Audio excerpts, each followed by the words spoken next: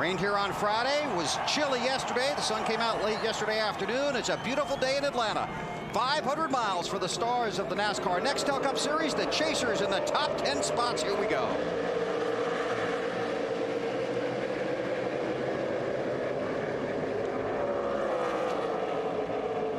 And I tell you what, this race is pretty spirited because every one of these top 10 drivers would love to get the 5 bonus points you get for leading a lap. And it looks like it might be Harvey.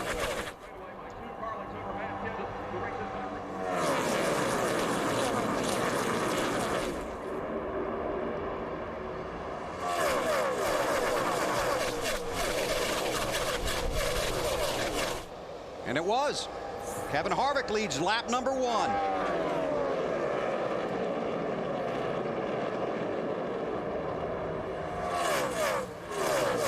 In the 11, a little different look, carrying the FedEx Cup colors this week on his 11 machine, looking back at Jimmy Johnson.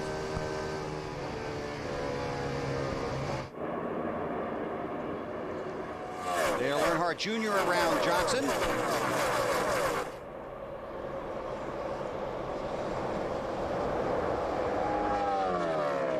Harvick out front. Let's check with Dave.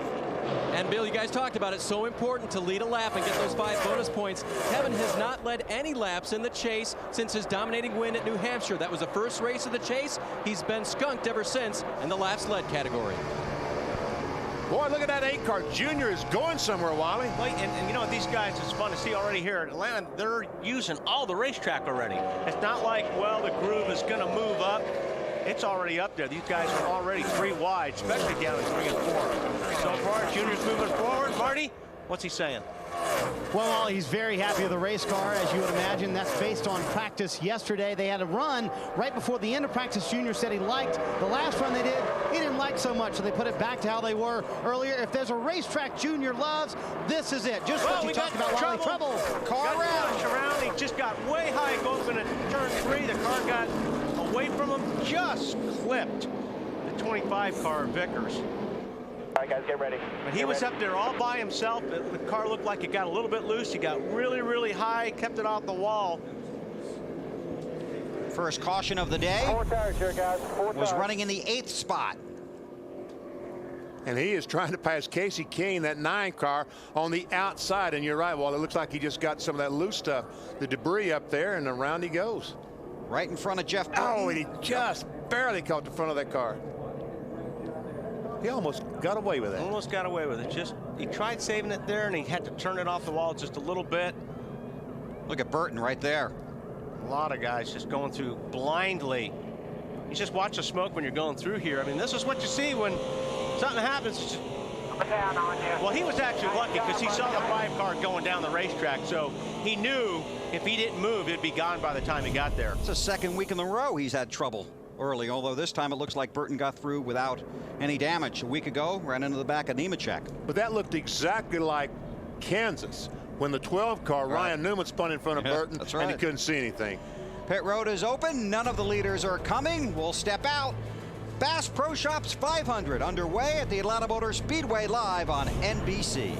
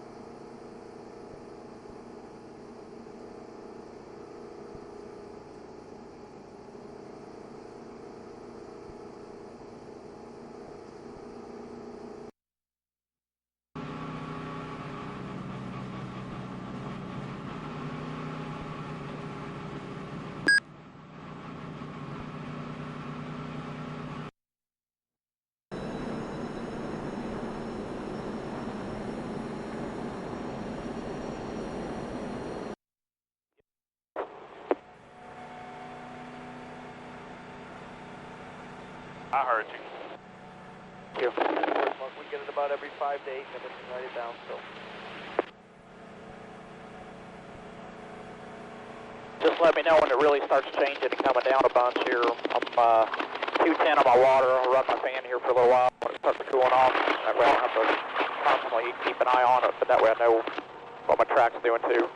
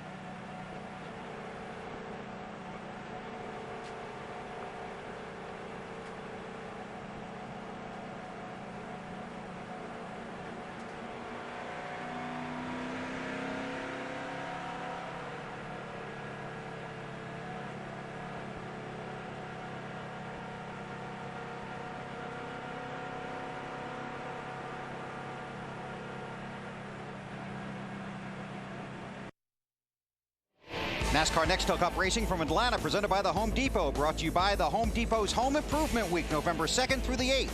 Go to 7project7days.com for details. By the Ford Mustang, bold moves. They happen every day. By UPS. Proud sponsor of Dale Jarrett's 88 Ford. Go Dale Go. By Budweiser, the official beer of NASCAR. This is Budweiser. This is beer. And by the Bank of America.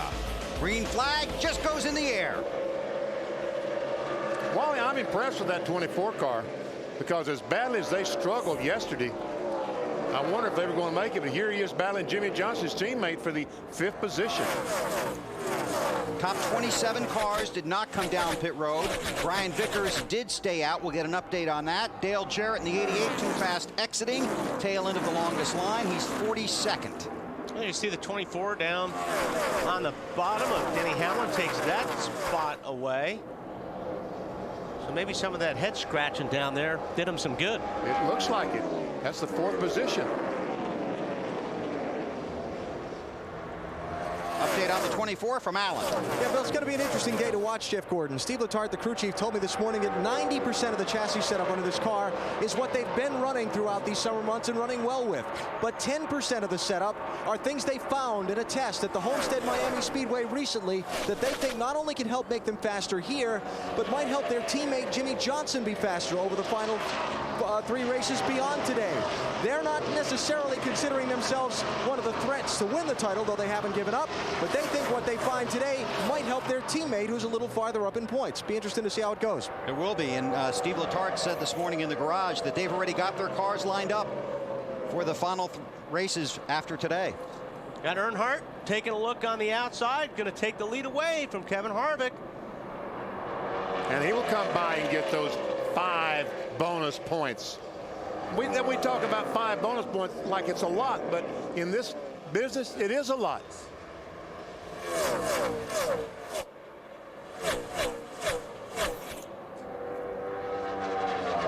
Marty?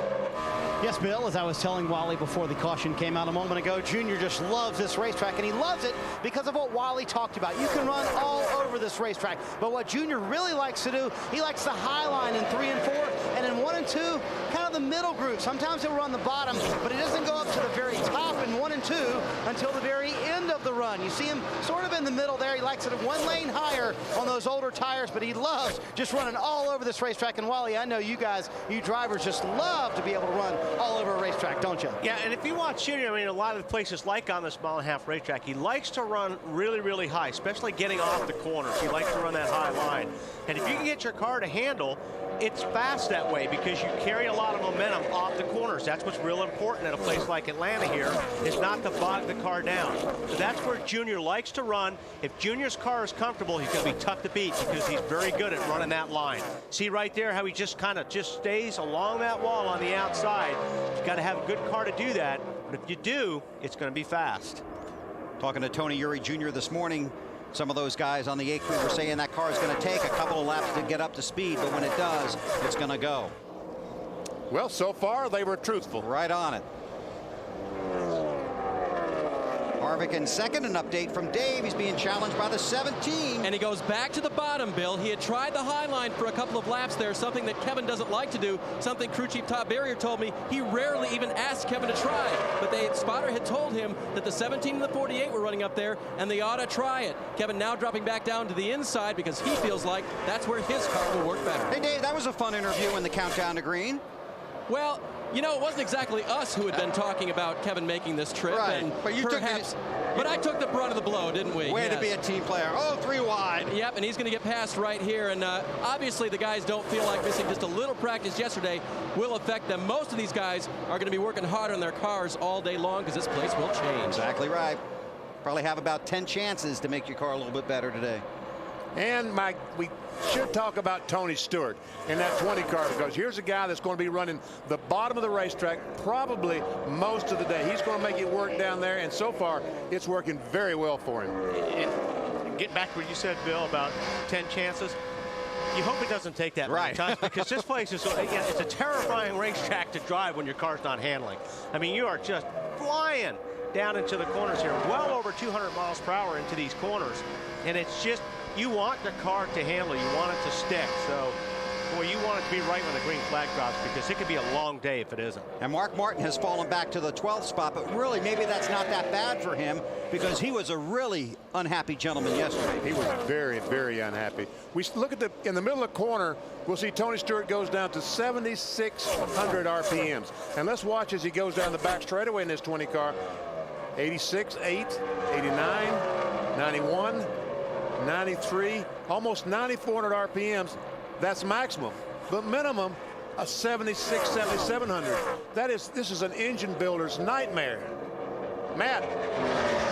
BP, you can see the 20 of Tony Stewart changing up his lanes a little bit. Now, he was a little free in the final practice, so they made some small tweaks to the 20 cars. First 500-mile win of any kind came here back in 2002, but the biggest day that he's had this year really took place yesterday when he scored the Crown Royal International Race of Champions Championship, joining historic names like A.J. Foyt, Petty, Donahue, the Unsers. Everyone is a huge accomplishment, and now he'd like to pay off the weekend with a win here in the Nextel Cup. He says the car, not too bad, just a tick on the free side. Marty? Well, Matt, the boys in the booth were asking about Mark Martin. Do you guys want the good news or the bad news on Mark Martin? Yes. Give me the good news. Okay, I'll give you the good news, BP. The good news is Mark said the major problem they had in practice yesterday is fixed. The bottoming out is gone. They were just really hitting the racetrack hard in practice yesterday. The bad news is, he said, I'm not as fast in an early run as these other guys are, but I will be, quote, sure and steady. We'll be good at the end of a run. Just a little bit too loose for Mark, but he's fairly confident on old tires. He'll be able to keep up with those front runners. Tony Stewart to second, chasing Dale Earnhardt Jr. Chasers run in 7 of the top 8 spots. Dale Earnhardt Jr., the leader in the race, came here 2 years ago in the chase for the Nextel Cup Championship, ended up in a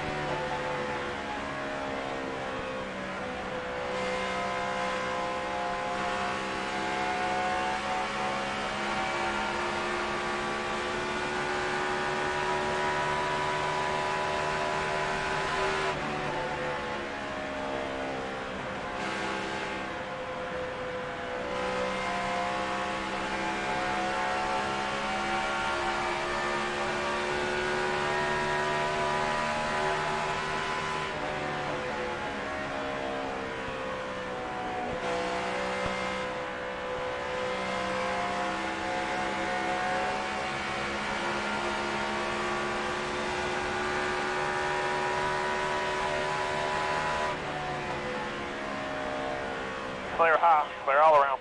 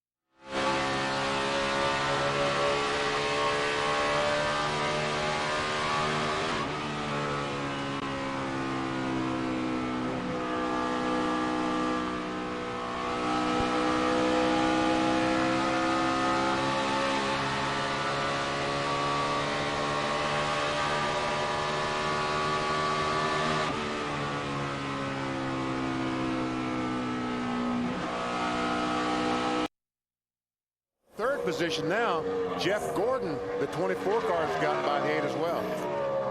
The drivers in yellow on the ticker at the top of the screen are the 10 drivers in the chase for the Nextel Cup. Let's take you through the field, and here's Matt.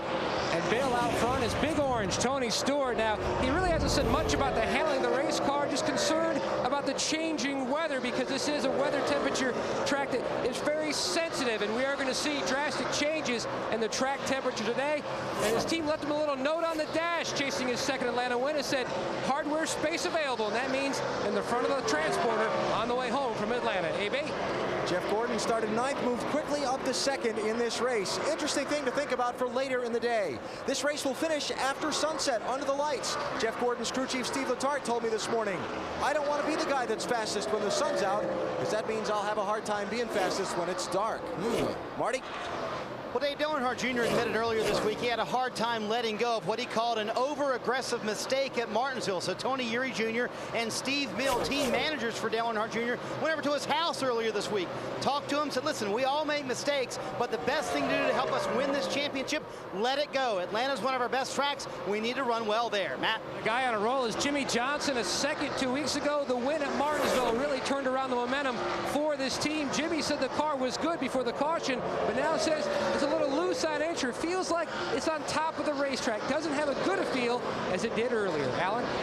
Denny Hamlin driving the same car that he had some problems with here in March, finished back in 31st. He ran in the top 5 for much of the day then had some late issues, lost a couple laps on pit road, never could get them back. They feel like they can get another top 5 performance out of this car today. We'll see how the afternoon goes.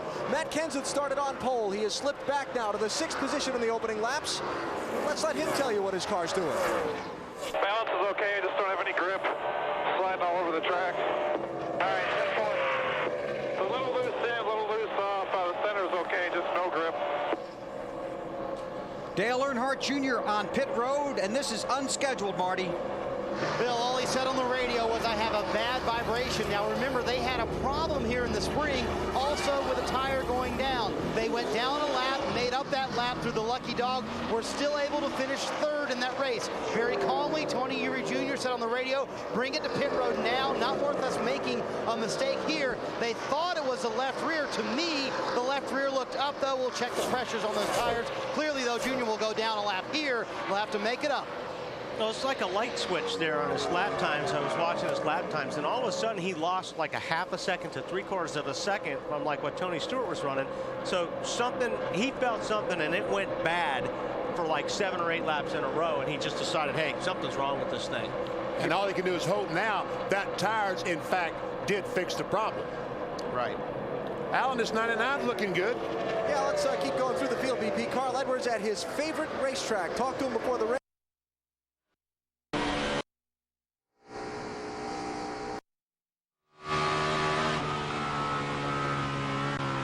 Clear.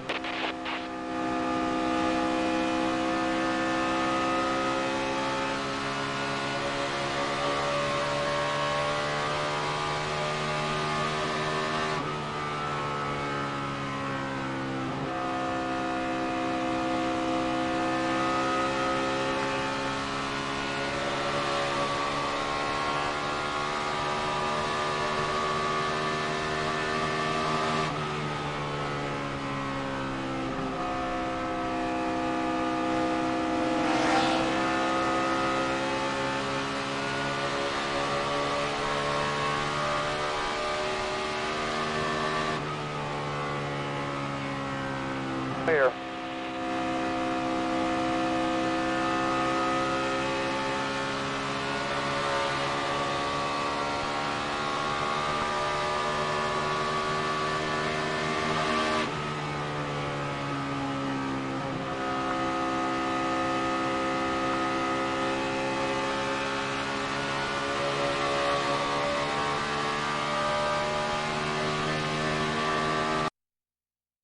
Told me that after that they listened to their teammate in the 31, what the track conditions were, what incremental changes they were making to their car. It caused them to make the car tighter for the start of today's race.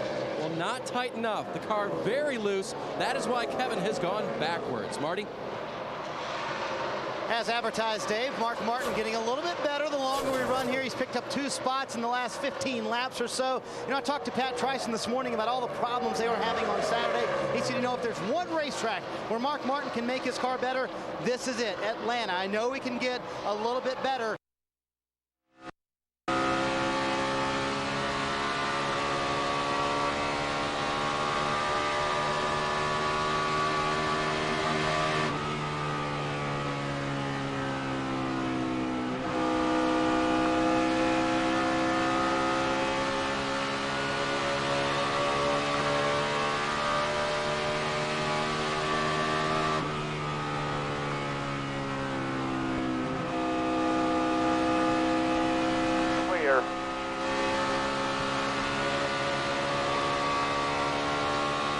Clear. 31 runs the bottom. They're low.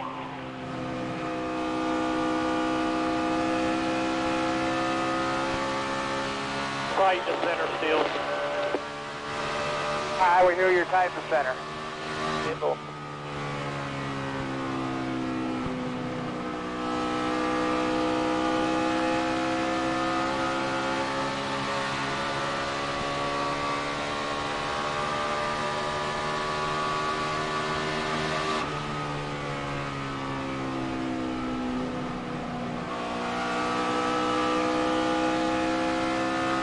Here.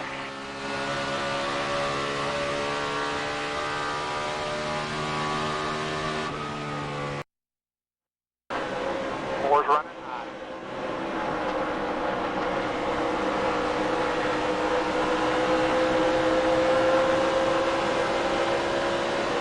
Go there, go there. Clear.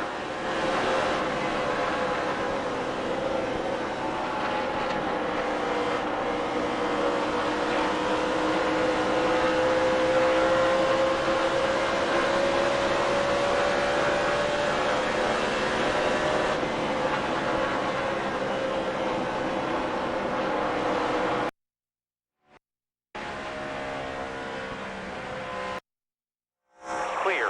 All clear. Great job.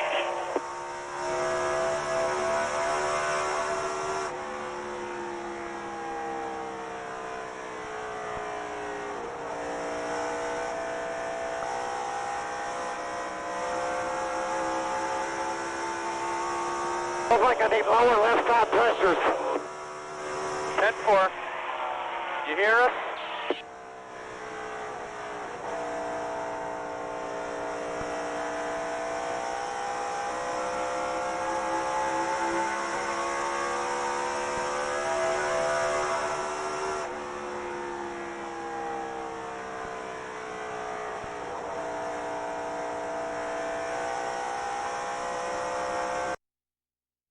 Give you an edge.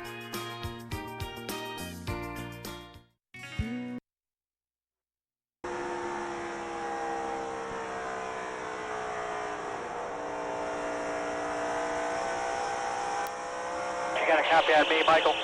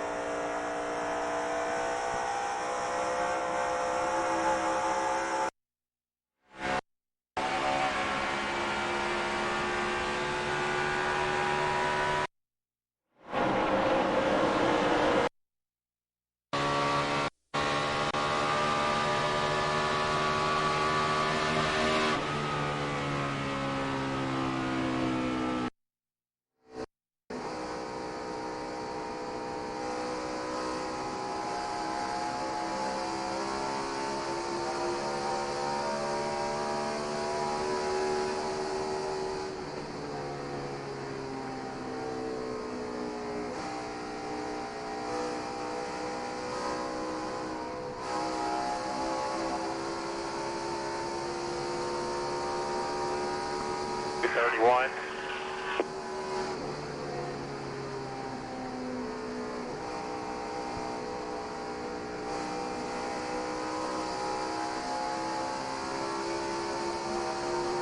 Aero by 3.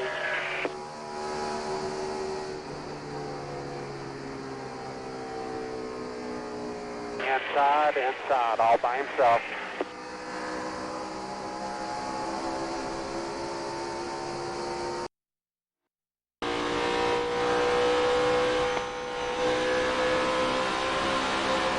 Person, pay attention. Get the game.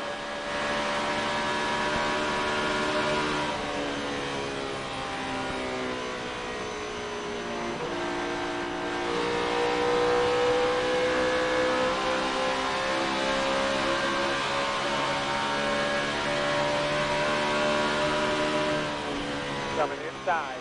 22 inside. 22 will be clear.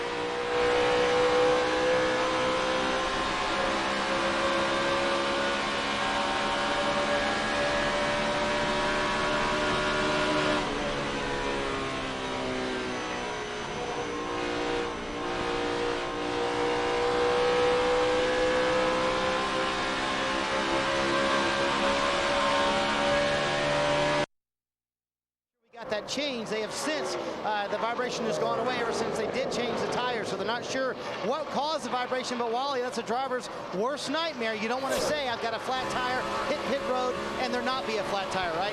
Yeah, but you know it's still your call. It's still your butt in the race seat, and that's the thing. If you think that you've got a problem and you're running 195, 200 miles per hour, that vibration normally isn't going to go away. So he made the right call. He made a call. He felt like he was in trouble. Drivers love some tracks, some they're not so thrilled about. How does Junior feel about the Atlanta Motor Speedway? I enjoyed the history of the track. My dad had a lot of success here, so won a lot of races here, and it just was always a track that I had a lot of. It seemed like one of the more respected tracks on the circuit when I was growing up as a kid, and you know, you put a lot of effort into that when you come here and race yourself. So I've just always kind of held it at pretty high standards, and really enjoyed coming here, even as a driver. Turning decent laps right now, but Junior currently scored in the 35th position, 1 lap down. See, he has a 30-lap advantage on tires, and it's unbelievable how much the drop-off is. Here we see Casey Kane, the 9 car. Has not been running very well, Marty.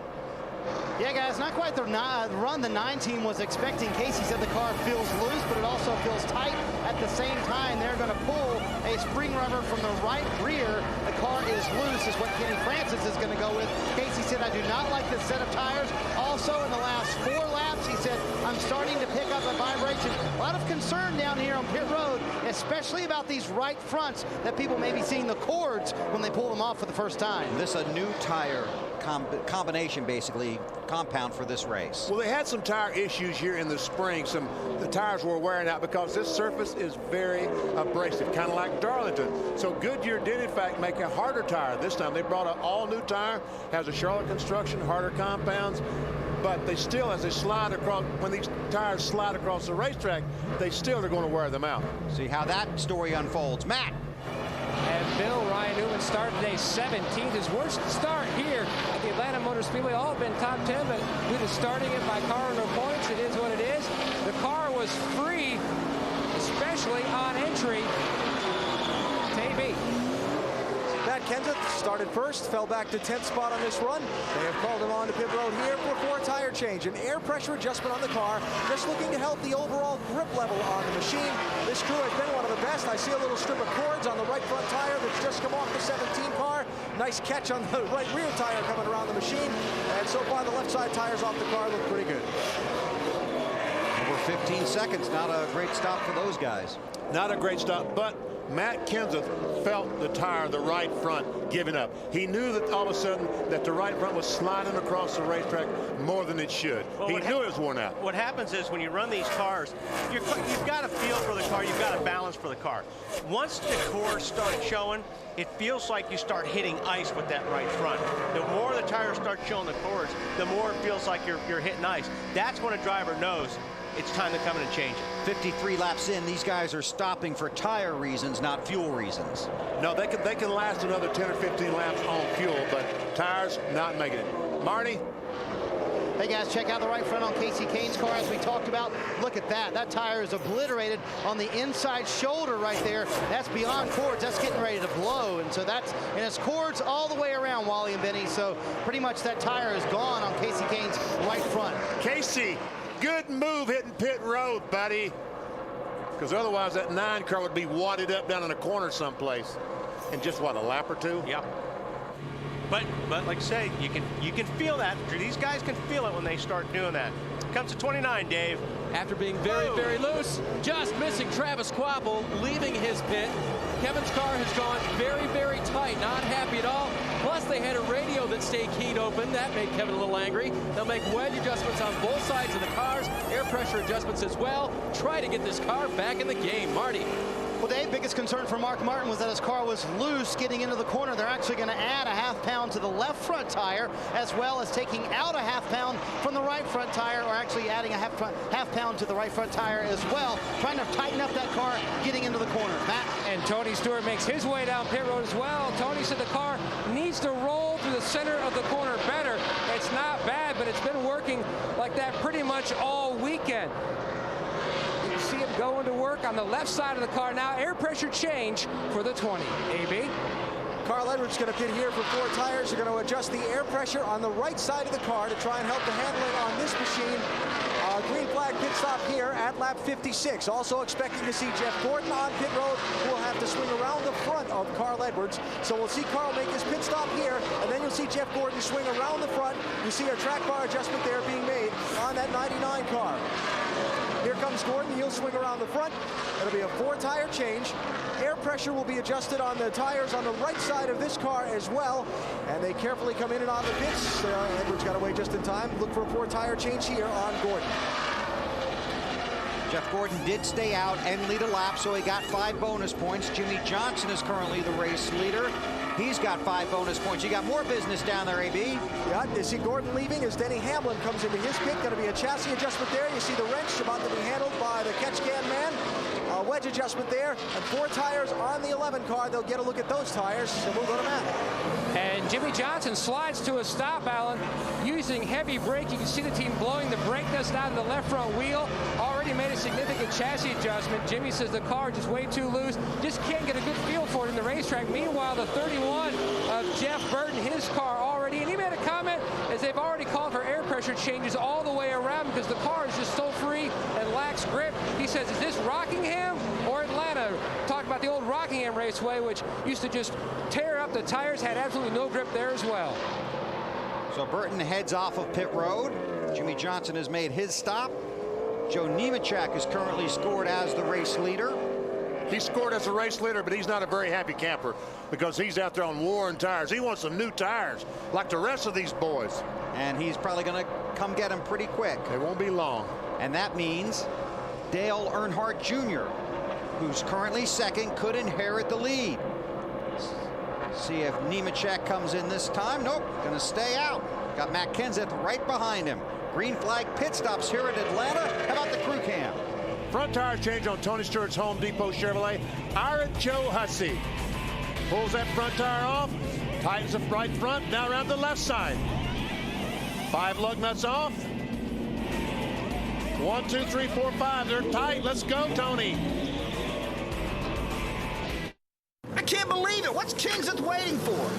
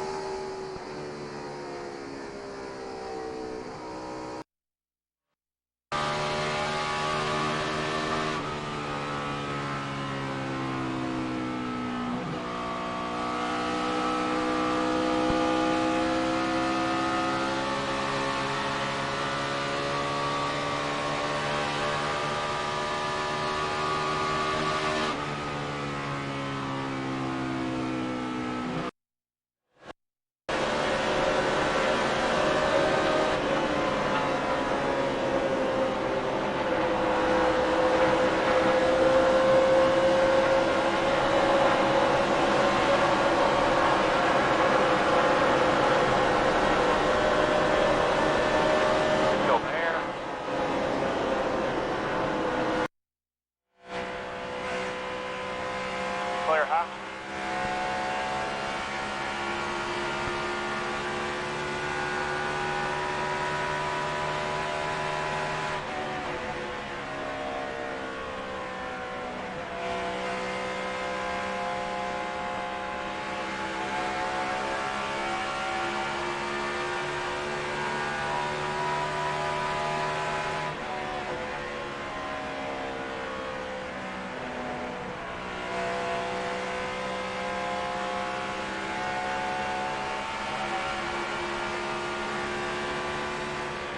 Coming outside, you'll be clear behind Jeff.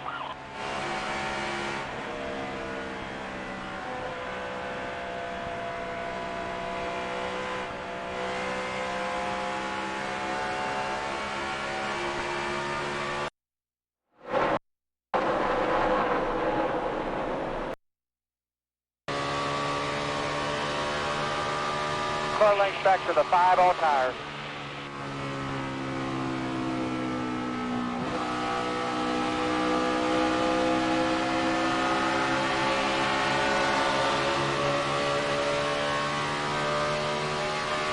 Below. Inside. Behind them. 4 car lengths back to the 22.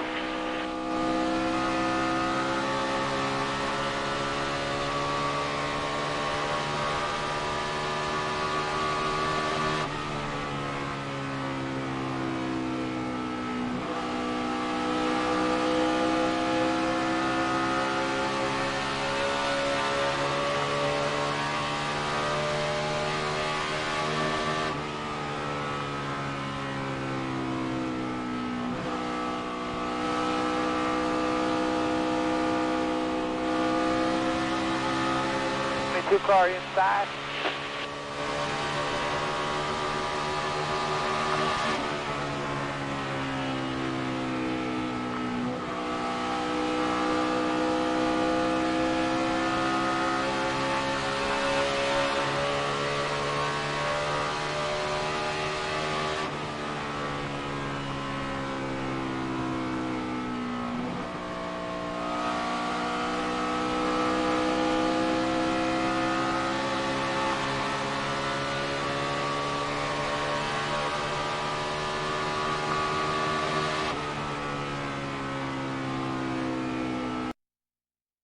Over Jimmy Johnson.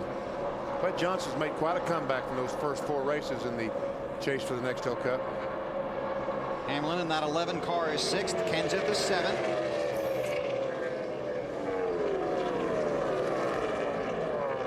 Right now, just 17 cars are scored on the lead lap. Data on Hamlin from Allen. This will be one of those good news things if you're a fan of this 11 car. Bill, most of the cars down my end of pit road showed some cord on on that right front tire after that long 50-lap green flag run. Denny Hamlin in the 11 car did not. His tires look the best of anyone's that I saw down here, so that's a sign of a pretty good handling car. Well, what helps there is that the adjustment, there's not a whole lot of adjustment you can make to fix that problem with the tires. Now, the way they've got their geometry on that car, that is good that they're not showing the blistering or the tears on that right front. So in the long run, that's going to be really, really good. But these guys that are having those problems, there's not much you can do during a pit stop to fix that. And our guys along pit road are reporting that there are more guys with issues than without. The way to fix that is back at the shop, right? Not at the racetrack. Control arms and things like that. You can't do that during a pit stop. So right fronts are what we're watching for. Right front tires. Matt Kenseth currently on top in the championship standings before they developed the chase for the Nextel Cup. Matt won his first Nextel Cup Series championship back in 2003 and just had a dominating season, just the one win. But I'll tell you, week in and week out, they were right there. What was that graphic we just had up there? 25 top 10, something amazing. Unbelievable. Out of 36 races. But there again, that was under the old point standings, and they put Matt Kenseth in a position where he really couldn't race to win. He had to race for points, and it worked. He won the championship. Alan? Well, Benny, talking to Robbie Reiser, Matt Kenseth's crew chiefs this morning about their car for today's race. He said in yesterday's 2 practice sessions, one, they felt like their car was pretty good. But the later of the 2 practices, they really didn't feel like they were very on the mark. In fact, he didn't think they were very good at all. They made a lot of changes to this car this morning. So far in the race, Matt Kenseth has fallen back from the pole. He settled in at 9th spot. Farthest back he was 10th position. Right now trying to get a feel for the car after the changes they made to the air pressure on the last pit stop and see if they've helped it any. Robbie did tell me he felt like they were going to have to chase changing track conditions all day as far as adjusting the handling of their car. Yeah, Alan, he said they would have all day to work. Man, he's got his hands full there. He had that thing sideways. Well, Robbie Reiser said this morning on a scale of 1 to 10, he told me this car was a 2. Well, I'll tell you what, Kenseth had that car sideways right there. Did a good job hanging on to it, and he didn't even lose a position. Well, there's Casey Kane now. Or that's not Casey Kane, 37 car. Right, Phil Elliott. And Matt Kenseth knows people are looking at the recent runs of this 17 team.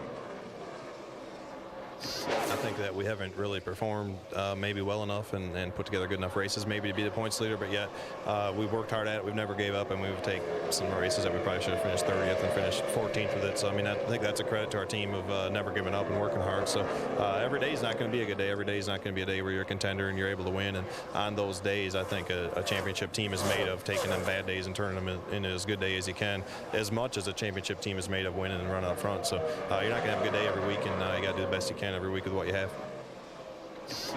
Hey, I got to work with Weber. You do too, BP. So we do the best we can. We know exactly what he's talking about. But that's exactly your point at the very top of the show. Yeah. Just what these guys have been able to do this year. Did I tell you I missed you yesterday? Well, guess what? Dave? I've been missing you, Bill. Thanks for chiming in here. Hey, right now, Kevin Harvick is trying to chase down Dale Earnhardt Jr., knowing that unless Joe Nemechek is on the same lap with him, which I don't think he is, he's in the lucky dog position right now. When your car is extremely tight and it won't turn in the corners, Wally, the adjustments you make are sometimes way in the wrong direction, right? Yes, sir. And that's exactly what happened to Kevin. It's similar to what you saw in Matt's car, I think. Kevin has described the car as wrecking loose, which is hard to drive. Marty? Well, Dave, now here's the game for Dale Earnhardt Jr. Currently, he is the leader of the race, but he has only about 15 more laps on the track before he has to make a green flag stop. So what they're hoping and praying for right now is a caution. That will keep him on the lead lap. If they have to stay out, pit under green, they'll go back down a lap, and like you mentioned, they will not be the lucky dog because there's all those cars in front of them. Of course, they'll be probably 2 laps down by that point by the time they pit. So they're really hoping for a caution in the next 13 laps for Junior. They're planning on pitting on lap 190, or lap 90 rather. You're right, Marty. They're in trouble right now. There's only been 1 caution period for laps 5, 6, and 7. We've completed 77 laps. Earnhardt has led just 301 laps in 2006, 92 of those in the last 3 races. Last year.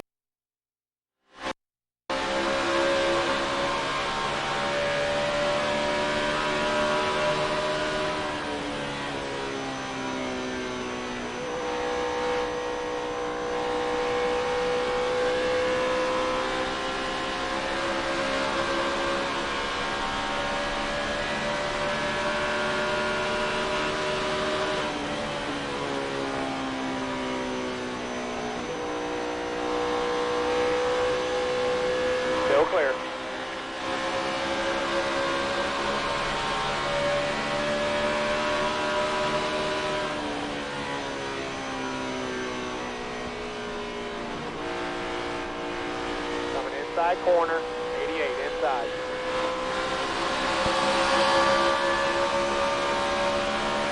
It'll be clear.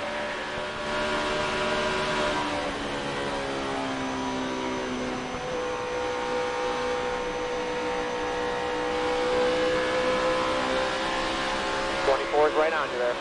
Still clear. Coming inside. Big hole behind the 24.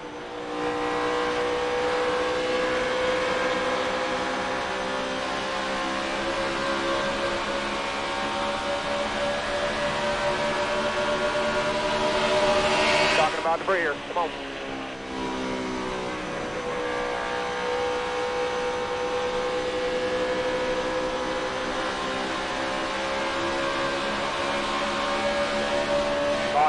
Caution's out. Watch your back, 7 car.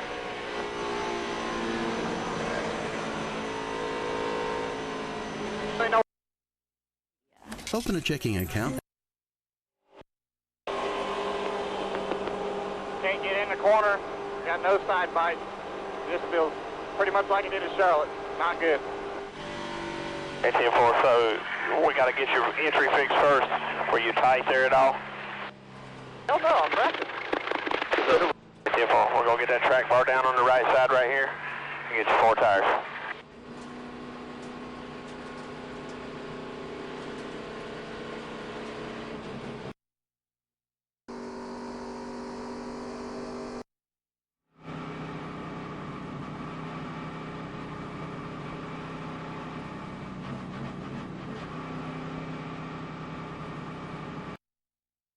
The bridal registry. We should have never let the guys pick the gifts. Get to it and other exclusive NASCAR content at AOL and NASCAR.com.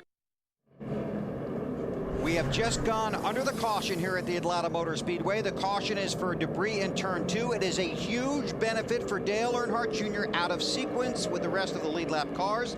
Saved him from possibly having to pit under the green flag. We're under caution. Pit road is open. The leaders are coming your way, Marty. Bill, what a break for these guys. They were 8 laps from a green flag pit stop, as you said. Saving grace for the day for Dale Earnhardt Jr. Mark this moment down top of your screen in the 8 car. He's the leader. Said it feels like the right front is bouncing on the track, and he's laying on that right front spring fairly hard. The car's a little bit tight. They take a half pound on left rear tire, Matt. Tony Stewart showed considerable wear on the right front because his car was tight on the first run. He said the car took off way too free on this run. The slight air pressure change to help that, AB. Jeff Gordon, center of the screen, has to stop short in his pit box because Denny Hamlin would be coming around in front of him, so Gordon has a good exit. Little air pressure adjustment on the left side of the car, and Gordon with a close race with his teammate Jimmy Johnson off the pit lane. And here is the Nextel race off of pit road. Allen? Junior, whole serve, he and his guys. Johnson gains a couple. Nextel celebrating speed, teamwork, and getting things done instantly. Under our second caution period of the day here at the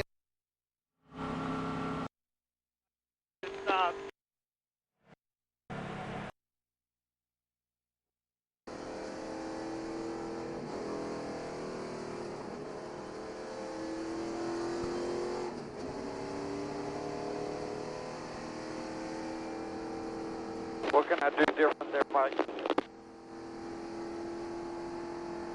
Come back. What can I do different right there?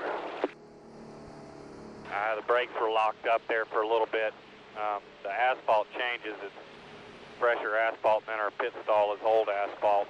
It's probably just a little slicker right here because they were locked up and you slid a little further.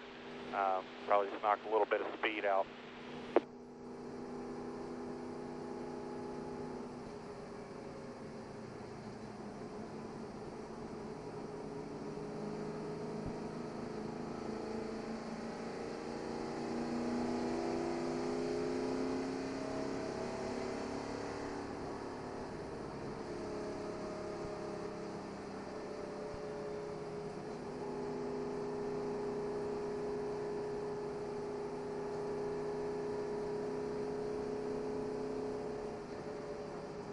Curtis, what about the tire searching for debris for that 8 car?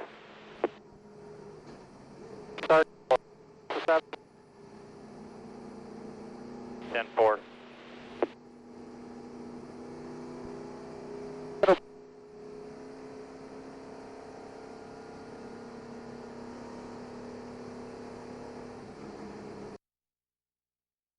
Caldera Spas with no payments and no interest till 2008. All wood, gas, and pellet stoves are on sale, including Avalon and Hearthstone. Rich's Stoves and Spas, Tequila, Bellevue, Linwood, and Tacoma. Rich's. Bad credit, need a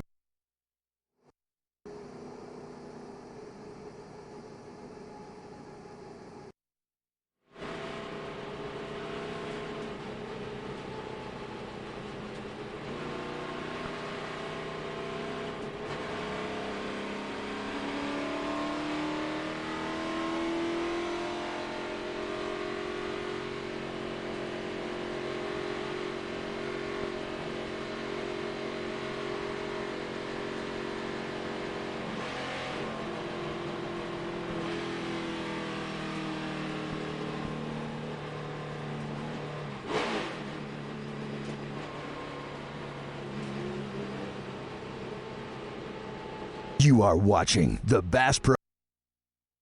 That moved up into second place by Gordon and Stewart. But Matt Kenseth is going to lose a bunch of spots, and here's why. Pulls into his stall. Just over the line. You see the official saying, guys, you got to push it back behind the line, and that little mistake, BP, will cost you 5 or 6 seconds or a bunch of positions in this case. You say, well, the right rear is outside the line. That's okay if you've got to drive into around another car. It's okay to have that right rear out there. Alan, what about that stop? They found a little problem on the car on that stop, Benny, on the right front tire that came off the car. On the inside edge, there was something rubbing on that tire that has caused Robbie Reiser concern. He first called Matt Kenseth to come back down pit road. Then they told him, then Matt didn't pit, basically, because we went on 1 to go. The problem was not on the first set of tires, so that's something they're going to keep an eye on and see if they need to fix on the next pit stop. And as we get the restart here in Atlanta, Coke invites you to drink it down and start it up. Dale Jarrett was the lucky dog. You see the 29 car down there on the bottom. Kevin Harvick really liked to get that lap back. There are only 18 cars scored on the lead lap. Matt Kenseth restarted 15. Jeff Gordon right on the rear bumper of the 48 car, Jimmy Johnson. Tell you what, that 24 car is racy today. Yeah, really looks pretty good.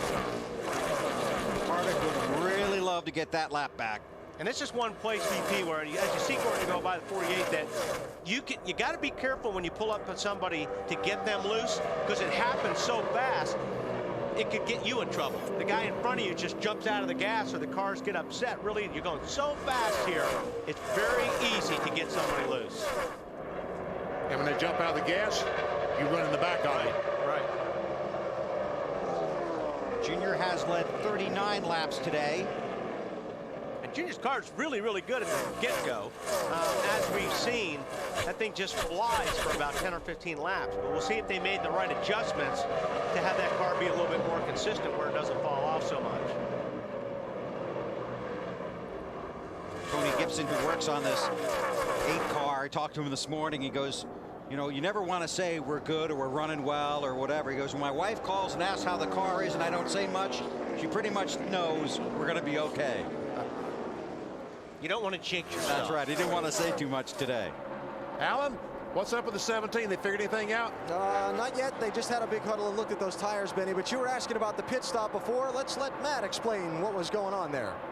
Just leave that sign back, Father Robbie. That just ain't enough room for me. I thought I stopped on it, but I guess I didn't. By the time I see that sign, and that end pit box is blacktop and not cement, I guess, the way the tires slid. Or, you know, you can usually stop on the cement ones. I just kept sliding. I'm just going to have to back up and block them in. I mean, that's all we can do. And that is correct. The last 2 pit stalls on pit road are off the end of the concrete pit boxes and on a paved area. So the grip is different when the driver goes to stop the car. And Benny and Wally, you know, when you're not expecting that, that can make a difference. Yeah, what he's talking about, he drops that sign in front, and what you do is you're supposed to take the nose of your car and stop it right at that sign, but sometimes you slide through that sign. So what they're doing is they want to move that sign back to help with that. And you still got to get around the guy that's already in the stall in front of you, too. Right. So it makes it even more difficult. That's right. Denny Hamlin is pitting next to Matt Kenseth, and he's running in front of Matt Kenseth, so he's going to be there first. Now the 17 somehow's got to drive around him, get in his stall, and stop before he goes over the line. The good news for Kenseth right now, though, is he's 13th and Hamlin is 17th. So if they came to pit road in that fashion, it would help Matt.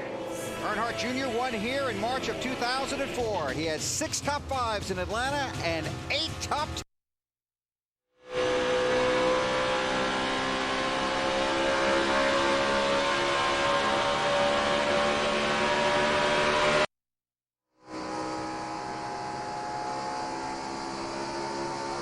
Clear by half. Inside, clear. Clear all around. Outside, looking, clear.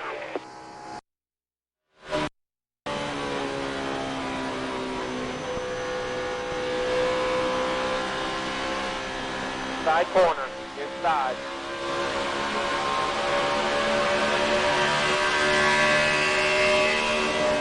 Clear. 20 down on the bottom, one's with him, inside. Inside. They're behind it. I'm too loose around cars.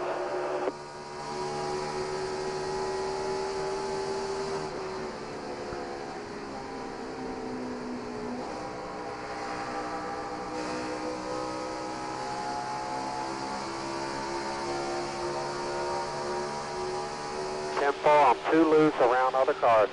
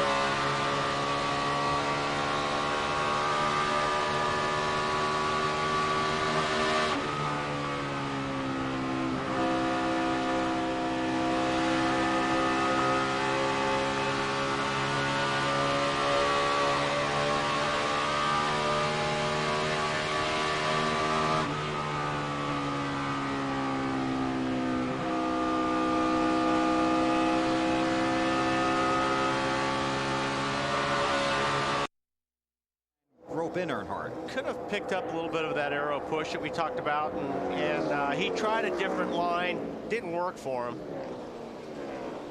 So he's back to where he was running earlier. So he wants that line that Earnhardt's using. He wants that line, but when he gets up a little bit closer than where he is right now, about another 2 car lengths, 3 car lengths, he starts picking up an aero push if you're running the exact same line as Earnhardt. So that's why he went up to the high side to see if he can get away from that, pick up a little ground, but he didn't. His car didn't like it up there. Jimmy Johnson is about 2 seconds behind Gordon in third. Then it's Stewart, Jeff Burton, Martin Truex Jr., Carl Edwards, Clint Boyer, Bobby Labonte, and Casey Kane, the top 10.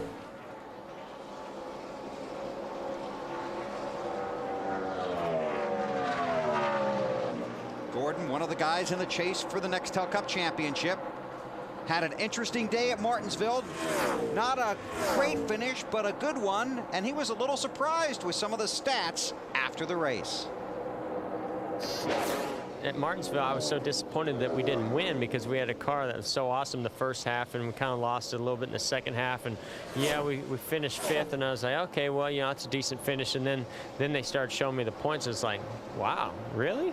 And I tried not to get too excited because we are still 9th in points, but knowing that we're that close is, you know, giving us a little bit of new life.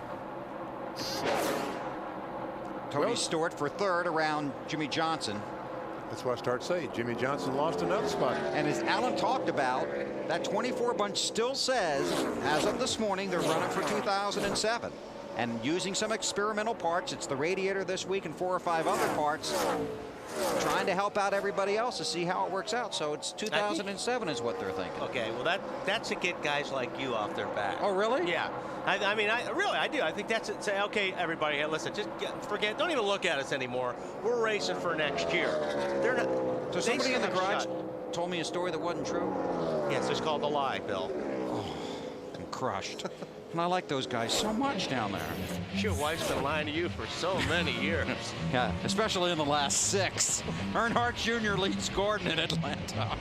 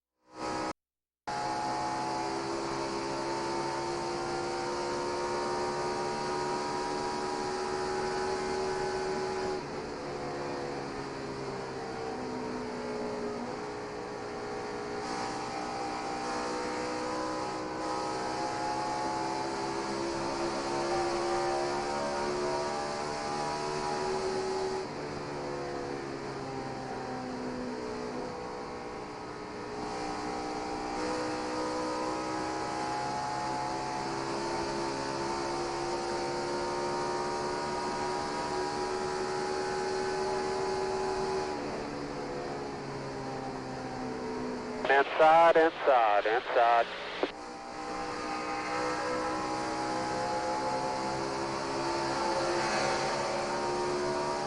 Clear.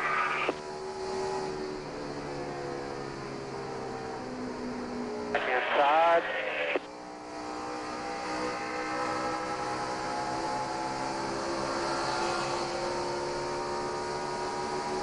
Clear all around.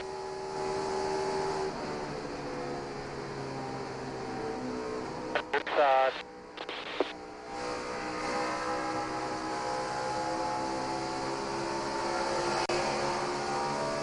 Clear.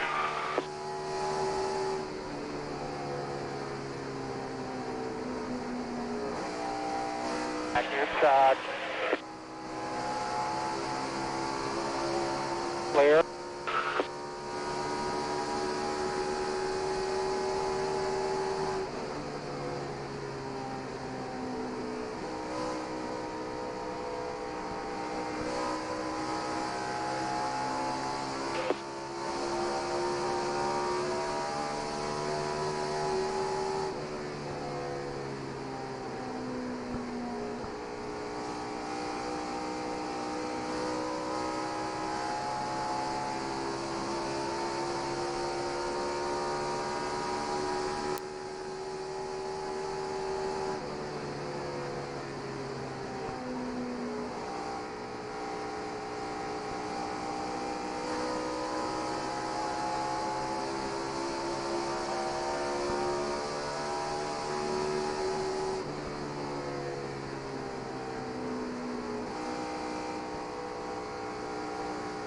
Still outside, go behind the 5 if you need it.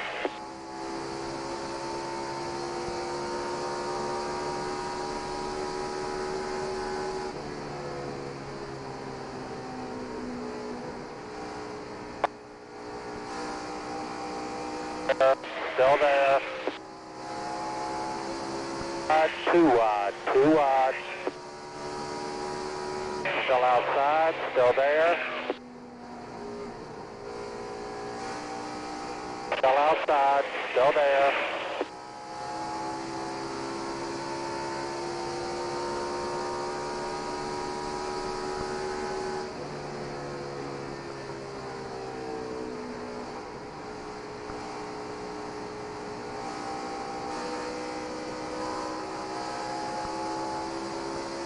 About 2 behind him.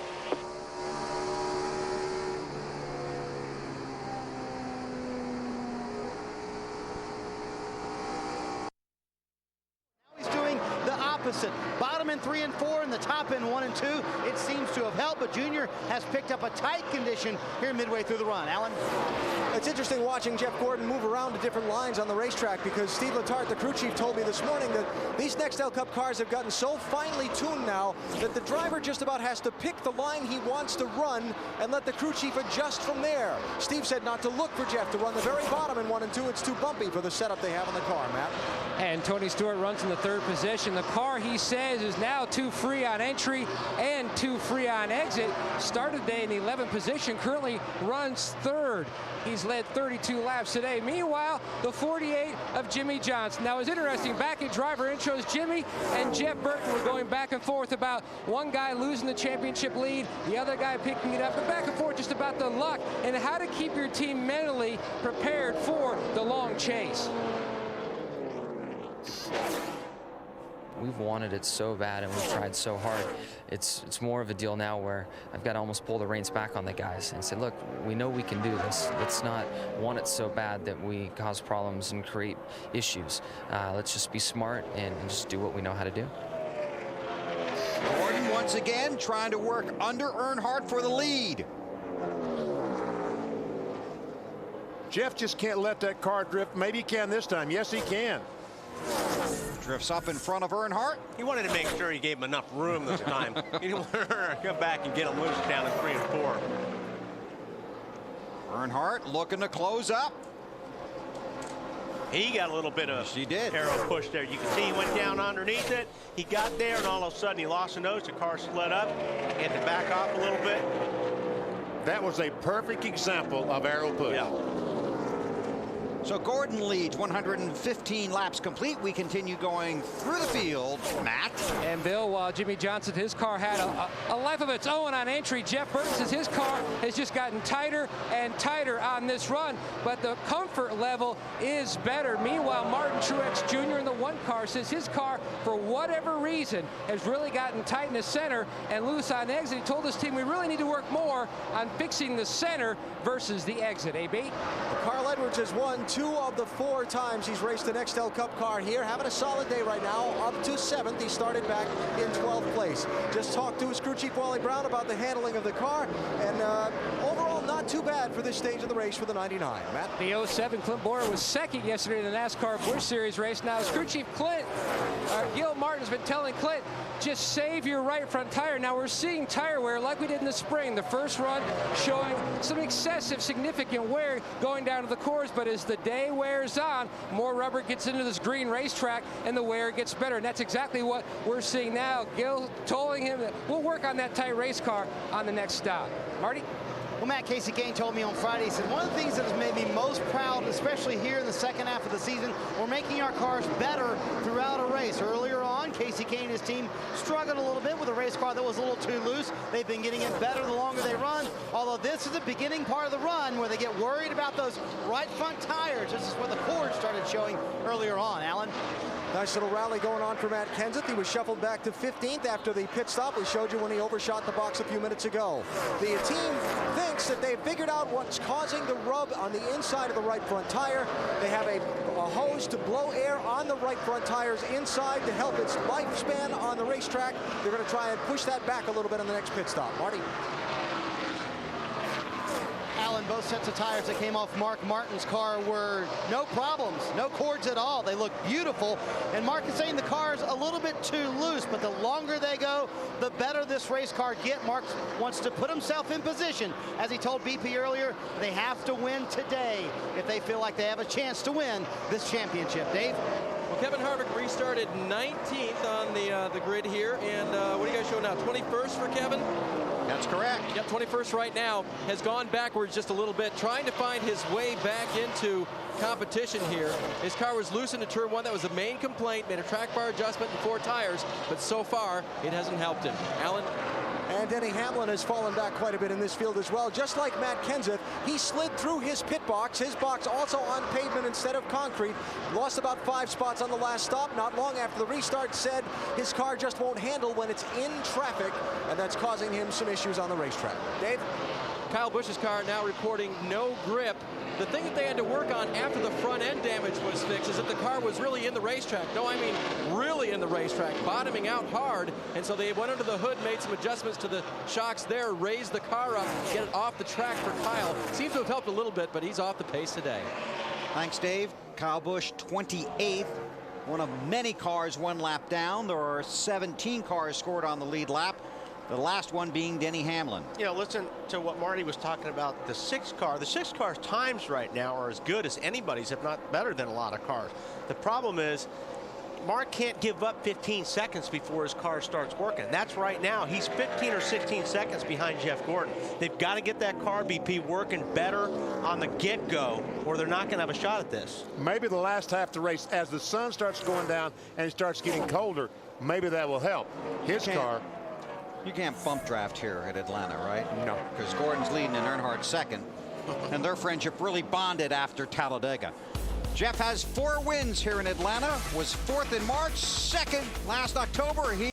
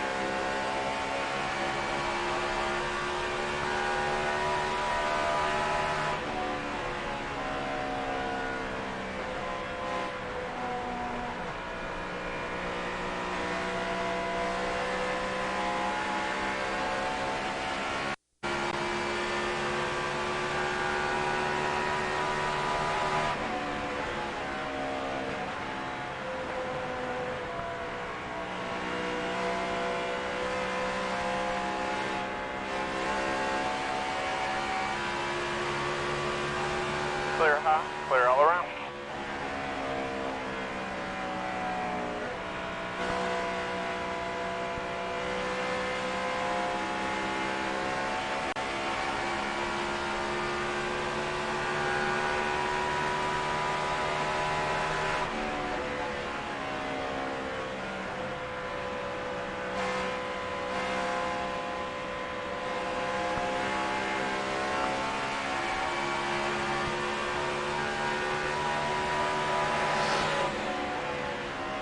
Clear.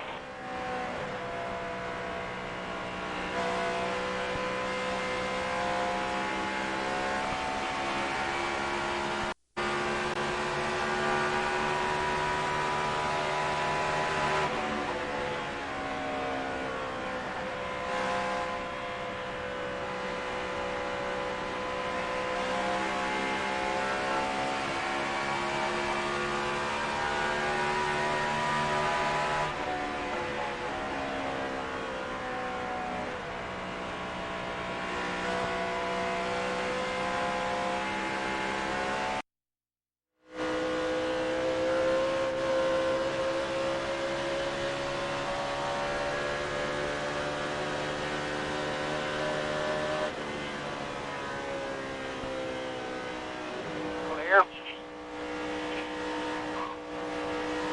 Right behind you.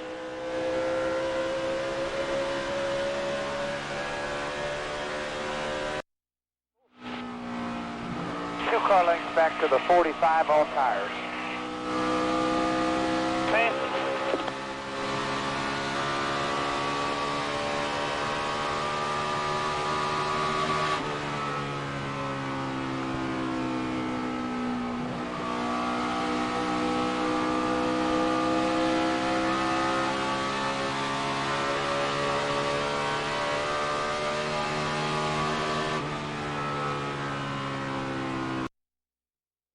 Means it's time for the Aflac trivia question. Aflac! Who was the only driver to finish last among chasers in a chase race and still win the championship? Well, you only have 2 guys to pick from. Did Kurt Busch finish last year at Atlanta when he blew up in 2004? I believe he did. Well, let's see if that's right. Hey! First one I've ever gotten right. Finished early that day, didn't he? Yes, very early. Went on to win the championship. And came in here with what, over 100-point lead on the field. Looks like it's going to be a runaway for Kurt Busch, and we had that engine problem that brought everyone back into play. You remember that and the wheel at Homestead coming off. Okay, let's see. Jeff Gordon leads, a 4-time winner here. Carl Edwards won both races here a year ago. You got a story on 99, Alan? Just monitoring some of the radio traffic between Carl and the car and crew chief Wally Brown in the pit box. And, you know, a driver needs some feedback to know how he's doing, maybe even beyond what he feels and sees on the racetrack. 31.87, the leader ran at 91. Last lap was awesome, actually. Oh, you're just saying that. Oh, it was the fastest one there, buddy. Gained slightly on the leader, Carl. I can see a few car lengths there. No bull. Spotter Bobby Hudson chiming in. You know, the driver's always expecting his crew chief to just keep him pumped up. He said, oh, come on, you're not pulling my leg, are you? Carl is fast. He's catching and passing some of these cars that have been in front of him. Currently shown in the 7th position, Allen. Trying to work his way forward. The next car in front of him, the 1 of Mark Truex Jr. And looks like Martin's about a half of quarter in front of the 99. See, he ran that good lap, and now they expect him to do that every single lap. He's like, how did I do that? I forgot. Wow, what's up with Matt Kenseth on pit road? He's got a long way to head down pit road all the way to Alan Bestwick. Yeah, it was. You hear Robbie Reiser talk to his driver. They just had a conversation. Matt asked how long till we pit. He was told about 5 more laps. But Robbie said, come in if you can't wait and we have a problem. Matt said, I'm coming in right now. So here he is, the championship leader on pit road. Remember, they had some port showing on the right front after that first long green flag run. And then they thought that bead blower, see the front tire changer, Justin Nottestad, reach back and knock that hose that's blowing air on the right front tire out of the way. So the 4-tire change here for Matt. Robbie Reiser already coming down off the pit box, wanting to look at the tires that have come off the car, and now they're going to hope this thing stays green until everybody else has to pit. Let's see what happens. 17.5-second pit stop instead of a normal 13.5. 4 seconds it costs just to knock a hose back out of the way. And 4 seconds on a racetrack where they're running 190 miles per hour is a lot. And there is the race leader, Jeff Gordon, going around Matt Kenseth. Gordon in that 24 car, Kenseth in the 17. Kyle Busch on pit road, Dave. He's got the forgotten chaser now, Bill. They need a big wedge adjustment in that car. It is very, very loose. Bad loose, according to Kyle. They will put 4 tires on it and get him back on the track. So they work on the 5 car. Kyle involved in an early spin. Brought out the first caution of the race on lap 5. See 26, Jamie McMurray has also been on pit road. Now then we see the 17 car. That's pretty big. He's able to get by the 24, get one of the laps. He's probably 2 laps down. Now he's only 1 down to the leader. And he'll be slicing through these cars right now. That's what new tires does for you. Man, look make at that. a lot of ground up. And that's Denny Hamlin that Jeff Gordon is threatening to knock off the lead lap right there in that 11 car. AB? Just a follow-up, Matt Kenseth called in and asked Robbie Reiser to tell him what that inside sidewall on the right front tire looked like so he would know how hard to run the car. Robbie looked at the tire, called out to Matt and said, it looks good, it's fine, and it does. And at least Matt Kenseth can believe Robbie Reiser that what he's telling him is in fact the truth, because in that kind of a situation, I don't think any crew chief is going to lie to a driver. Correct. Harvick now hits pit road in that 29 car. Hamlin did get knocked off the lead lap by the 24 of Gordon. Dave? Very, very tight race car right now for Kevin Harvick. Also, Robbie Gordon was in, been hoping to be the lucky dog, but that goes away as he pits as well. 4 tires for Harvick. They will make an air pressure adjustment for him to try to loosen that car up. Matt? 12 of Ryan Newman running back in the 29th position. Just can't seem to find the balance on this race car today. They've had issues on these 1.5-mile tracks. Change is already complete as far as air pressure goes in the 12. Trying to tweak it, get it somewhere in that sweet spot so he can do something with it. These green flag stops coming with 139 laps complete. And this is a car right here that yesterday you didn't think was going to be anywhere near the front, let alone at the front. I was just sitting here thinking the same thing, Bill. What a huge turnaround from yesterday morning to now. The 24 car, they're all scratching their head and saying that he could. Jeff Gordon told me, I can't drive the car. I don't have any idea what it's going to do. Go in the corner, and it may go right, it may go left. So the hats off to Steve Letarte and that crew. They have worked very, very hard to get this car where it can lead this race here at Atlanta. And it wasn't just what they were telling us, or you could see it by looking at the computer numbers. Oh, he was last. He was one of the slowest cars here, Matt. And the 07, Clint Boyer is in. Now, they're just trying to work and save that right front tire, but looking to tire wear that a lot of teams have had, especially even the 07, they are in that safe zone, just trying to get this car to free up a little bit. And the center of the corner had a great run yesterday in Memphis, trying to have a good weekend all around with a solid top 5 finish here at Atlanta. Meanwhile, the 48 of Jimmy Johnson led the point standing so many times this year, felt like this could be the year, but they're now back in it after that win at Martinsville. Jimmy says the car had a life of its own on entry, just way too free, trying to tighten it up.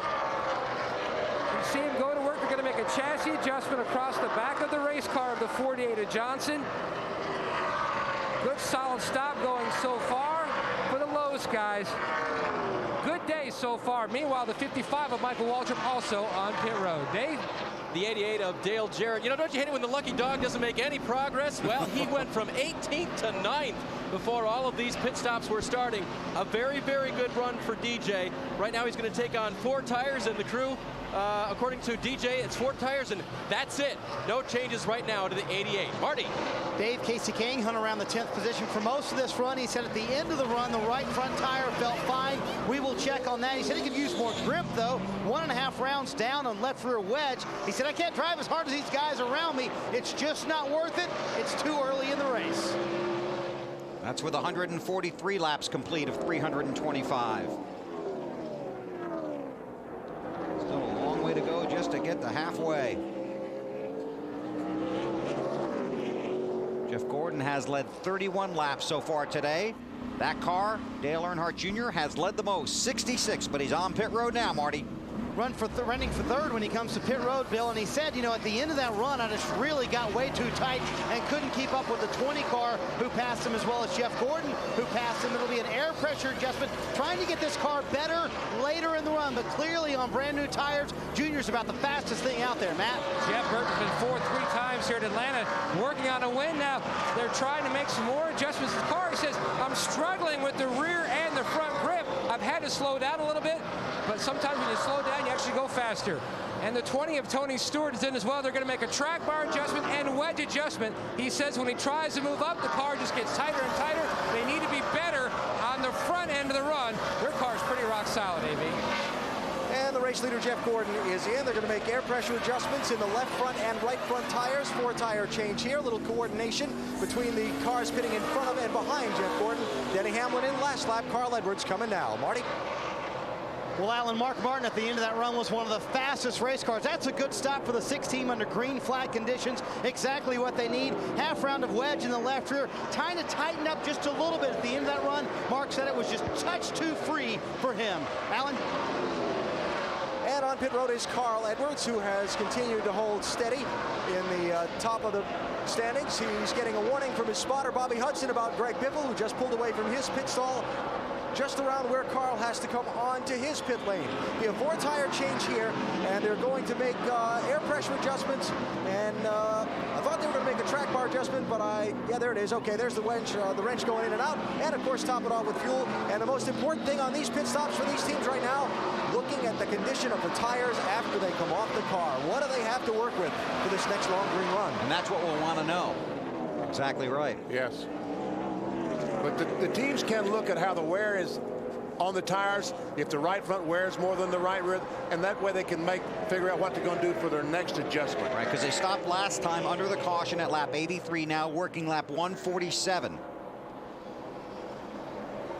There's Gordon back out on the track, up to speed. Now take a look at what Dale Earnhardt Jr. came to pit road. A little fast. Yeah, you know, you're trying to hustle the car. You're trying to get as much speed as you can to get to pit lane. But then you've got to be careful. You've got to slow these things down. And when you get off the racetrack on that apron, it's slippery down there. And that's where you guys see these tires locking up when you're trying to slow the car down. It's not just how good you are on the racetrack, it's how well you can execute as a driver getting on and off of pit road. Those mistakes could cost.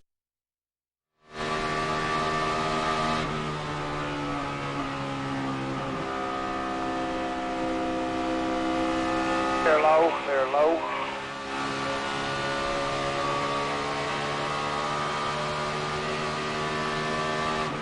They're high.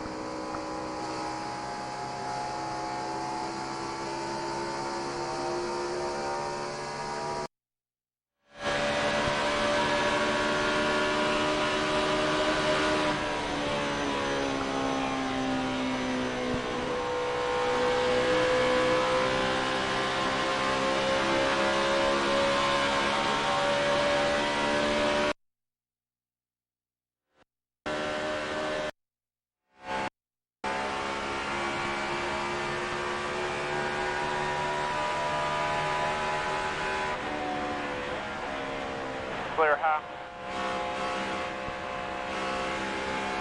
Clear.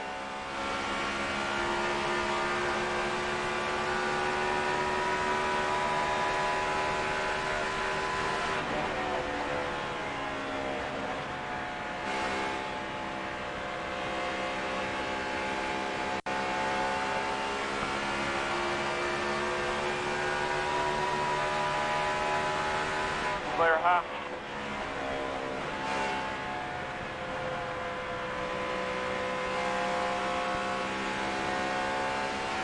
Clear high, clear all around.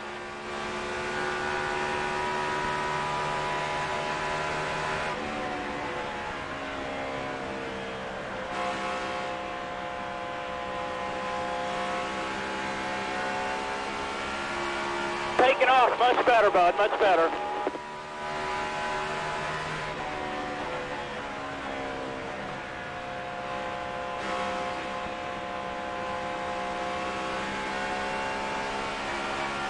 Take care of it here.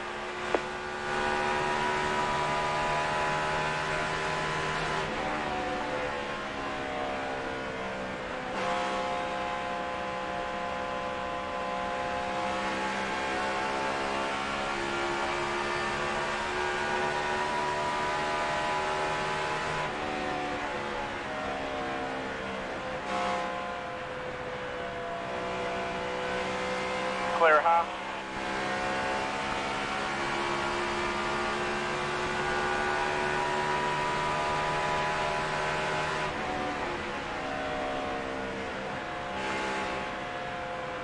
Clear high, clear all around.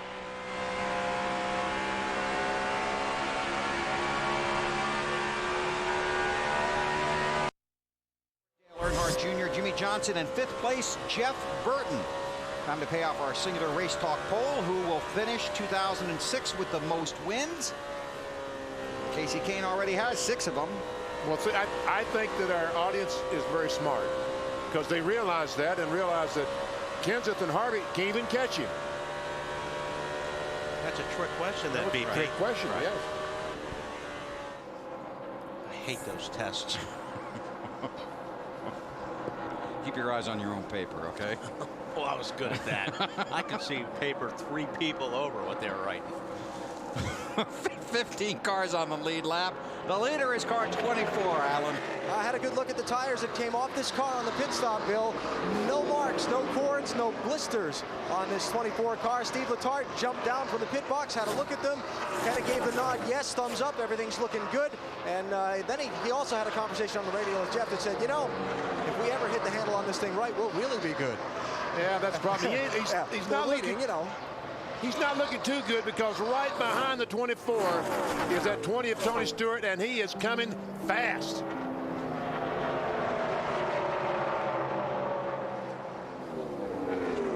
See, Tony Stewart is going to run right on the bottom of the racetrack. He's going to try to. Yeah. We saw him earlier in the race. Oh, did Gordon hit the wall? Yep. Stewart goes by. You okay there? Oh, it's not going to be when I get to him. Ooh.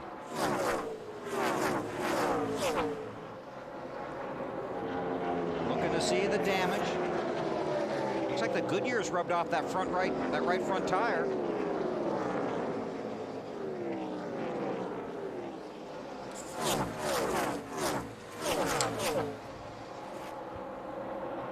So Stewart takes. I got the fender, maybe the toe a little bit because I'm tight. The right front fender's knocked in, Stevie. Stewart now the leader, Gordon second, then Earnhardt Jr., Johnson, and Burton. Watch it again.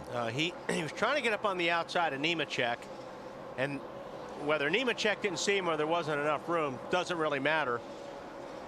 Gordon got, it looks like Nemechek got a little bit loose and saved it and got up there, and Gordon was trying to get on the outside. Regardless, this place is very, very aerodynamic dependent on what your car does. So if he did knock the fender in just a little bit, it's going to change the handling of that car. See, they flare those fenders out like the right front. They flare it out, which when the air hits it, it gives it down force and forces down in the racetrack. You lose that fender flare, and now you got your hands full. And Gordon had just passed Bill Elliott in laps led at Atlanta in the 6th all-time. Elliott had led 1,016 laps. Gordon started the day at 976. Jeff has led 44 laps today. Story from pit road. Here's Matt Yoke. Bill, the 55 team, and Michael Waltrip racing with heavy hearts today. On Friday, Jackman Steve Spar passed away due to complications from recent heart surgery. He's here in spirit, though. His teammates made a special memorial here in the pit. His helmet, his gloves, his shoes, and his jack. Special at the top, 7 roses, one from each over-the-wall member of this 55 team. And like we said so many times, the NASCAR family is so big, and when we lose one, it definitely touches everybody. Our thoughts and prayers are with Steve's family. And we echo that. Michael Waltrip on the track runs in 33rd with a heavy heart today.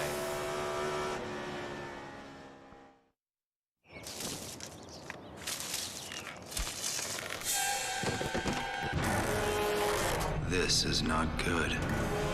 What if I get hurt and can't work? Wait, I have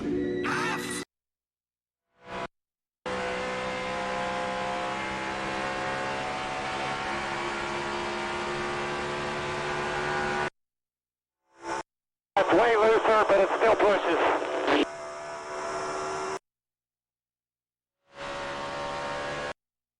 Cars in front of you.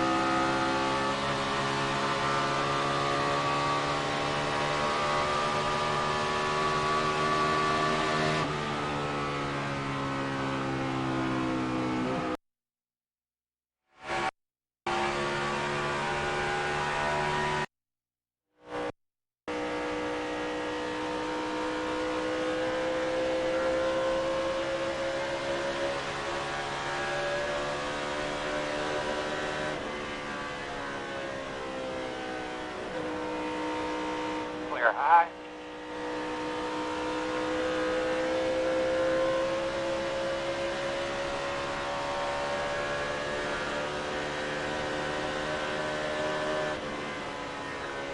Still there, still there. Still there, still there. Coming back on you. Still there. Clear, clear.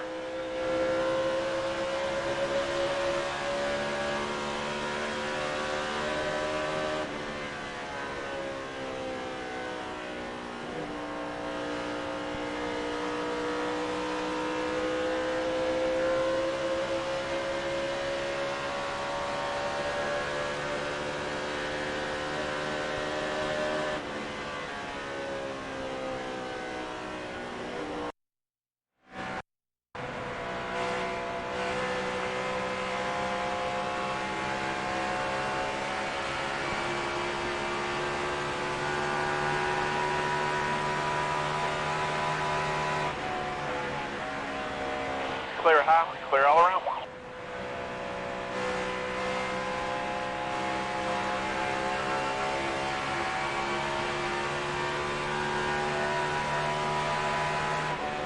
Caution's out, caution.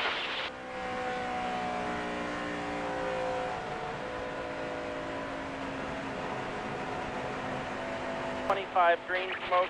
We've lost 10 degrees on the track temp, so you know. 4. Damage, you ran smack in the back of us. I think something happened in front of him. Gordon probably slowed down. That's what he's talking about. I don't think he brought out the caution. World-renowned Jamie McMurray. Well, we know who hit him. Well, he heads for pit road. Thing we need to do is get tires on it. Get 4 tires on it. Fix the front fenders. Jabba, you stay back. And there's McMurray's car just in front of Gordon heading down pit road. McMurray into his stall. Gordon heads for his. Pit road is closed. I don't know. Maybe that was the caution, guys. I don't see anybody else out there with damage. Alan? All right, let's see what they do here on that right front fender. First of all, that got dinged up a little bit when he got squeezed into the wall by Joe Nemechek a little while ago. There's a tug on the right front. You're getting a look at the damage on the back end of the car as well. They're going to come around, put 4 tires on. You hear Steve Letarte, the crew chief, telling the guys to come around the car. And look at the plan here of who does what on the pit stop to repair the damage while the other guys execute the tire change. The tire carrier stayed over on the far side of the car to work on the fender, and they rolled the left side tire out from the wall instead of the tire carrier coming around. Marty? Alan Dellenhart Jr. said this car will plow, meaning it will not turn in the middle of the corners. The adjustment, a little bit different. They're going to put a piece of tape on the front nose. You saw them do it right there. The water temperature only 198, so they can afford that, Matt. And the top of your screen, Tony Stewart, so the car took off much better on that run. Great stop by the Hope Depot guys. They will beat the 8 off pit road. No changes for Stewart, AB. Matt Kenseth that worked his way back up to 5th position. When they go around the left rear of the car, look for them to pull a spring rubber out, which will take them an extra split second on this stop. But this car's handling continues to rally. I think shorter runs are going to be the key for them because they continue to have those tire blistering problems on that 17 car. There you see the guys heading off of pit road. Going to go through our replays and see what we can find here. It's in progress. You know, Gordon was up on the top of the racetrack. It's hard to tell.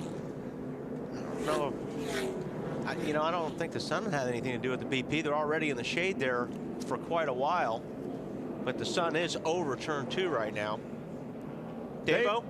Yeah, well, actually, I just talked with Bob Osborne, crew chief for Jamie McMurray, and we had a quick conversation while he headed back to the garage, and he said the sun was in Jamie's eyes. That's what began things, but that's as far as we got, and obviously we don't have anything definitive yet on replay. Okay. All right. We'll take a look, see what else we can find. They work on Gordon's car on pit road. Under caution here at the Atlanta Motor Speedway in the Bass Pro Shops 500 live on NBC. NBC Monday keeps getting bigger, starting with Heroes. Save the cheer.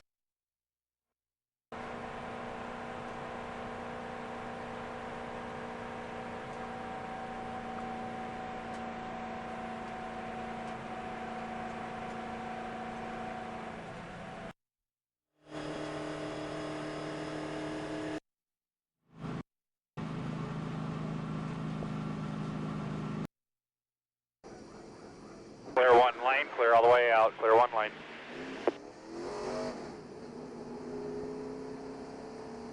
'01 up there in front of us is the next car, one lap down in front of us.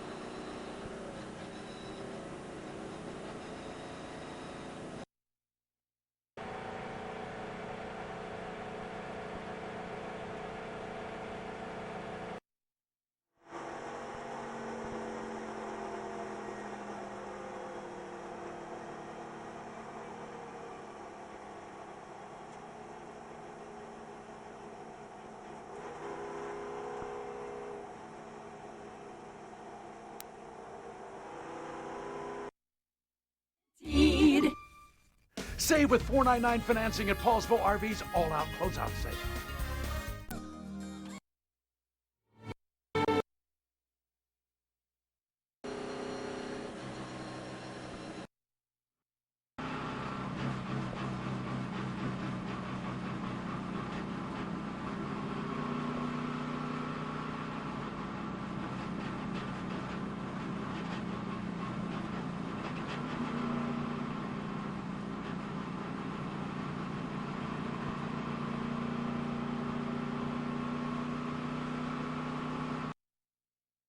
Ultimate fan experience at Homestead Miami Speedway. Log on to racetothedream.com for your chance to win an experience that includes tickets to all 3 NASCAR championship races in November, being an honorary starter for the Ford 300 Busch race, and a pace car ride. Racetothedream.com.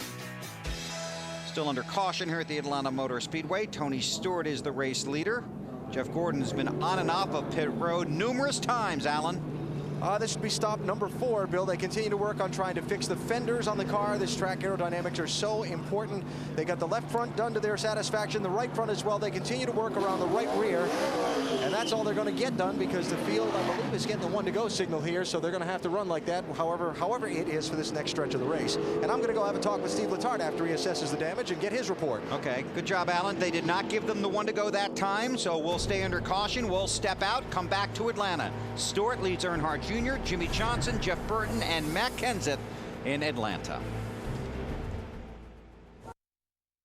So we had a little bit of tire packages up, decided to race a little bit there. I don't know if he minds or not, but another man like it.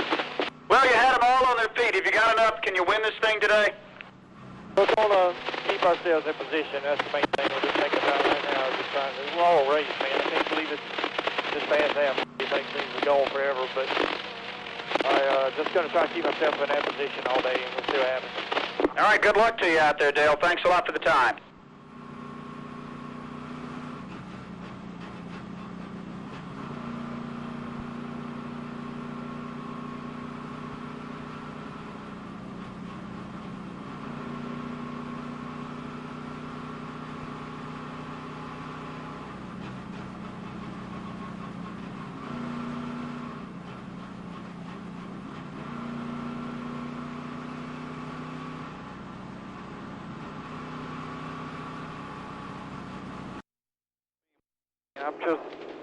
I've never found my comfort level here yet. 10-4. I think if we go tighter, you'll find that.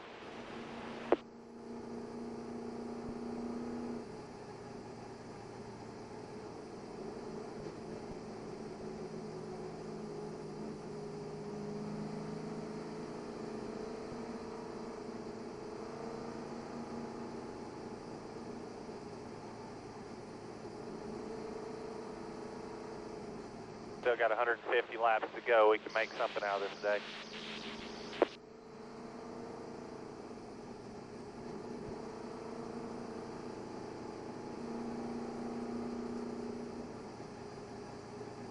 The 8 car he's super fast on the front side of the run, and in 30 laps he was in the cords. That's why he pit early the first run.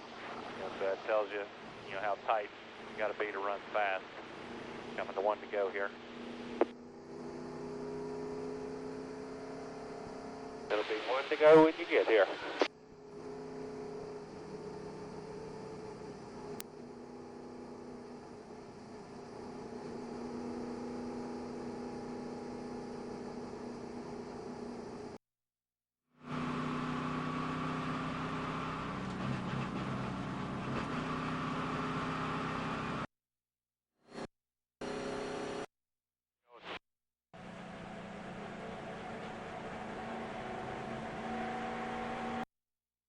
Get to it and other exclusive NASCAR content at AOL and NASCAR.com.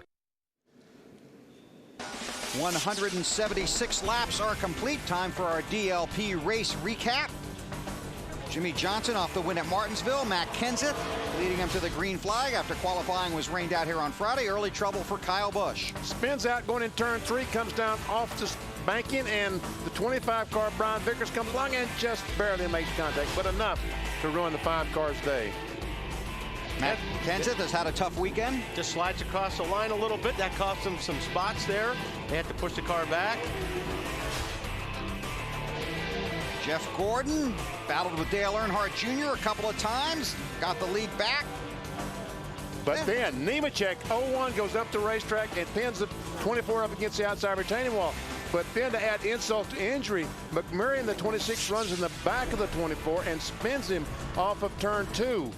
And they have made about 5 or 6 pit stops on Jeff Gordon's car, trying to get it ready, race ready for the remaining, 149 laps. Thank you very much.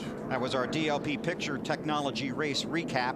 Gordon pitted 5 times, does stay on the lead lap, does have to start at the end of the longest line for pitting too early. He's also too fast exiting into the longest line, which is a long way back. There are only 14 cars on the lead lap. Stewart's the race leader. Here we go.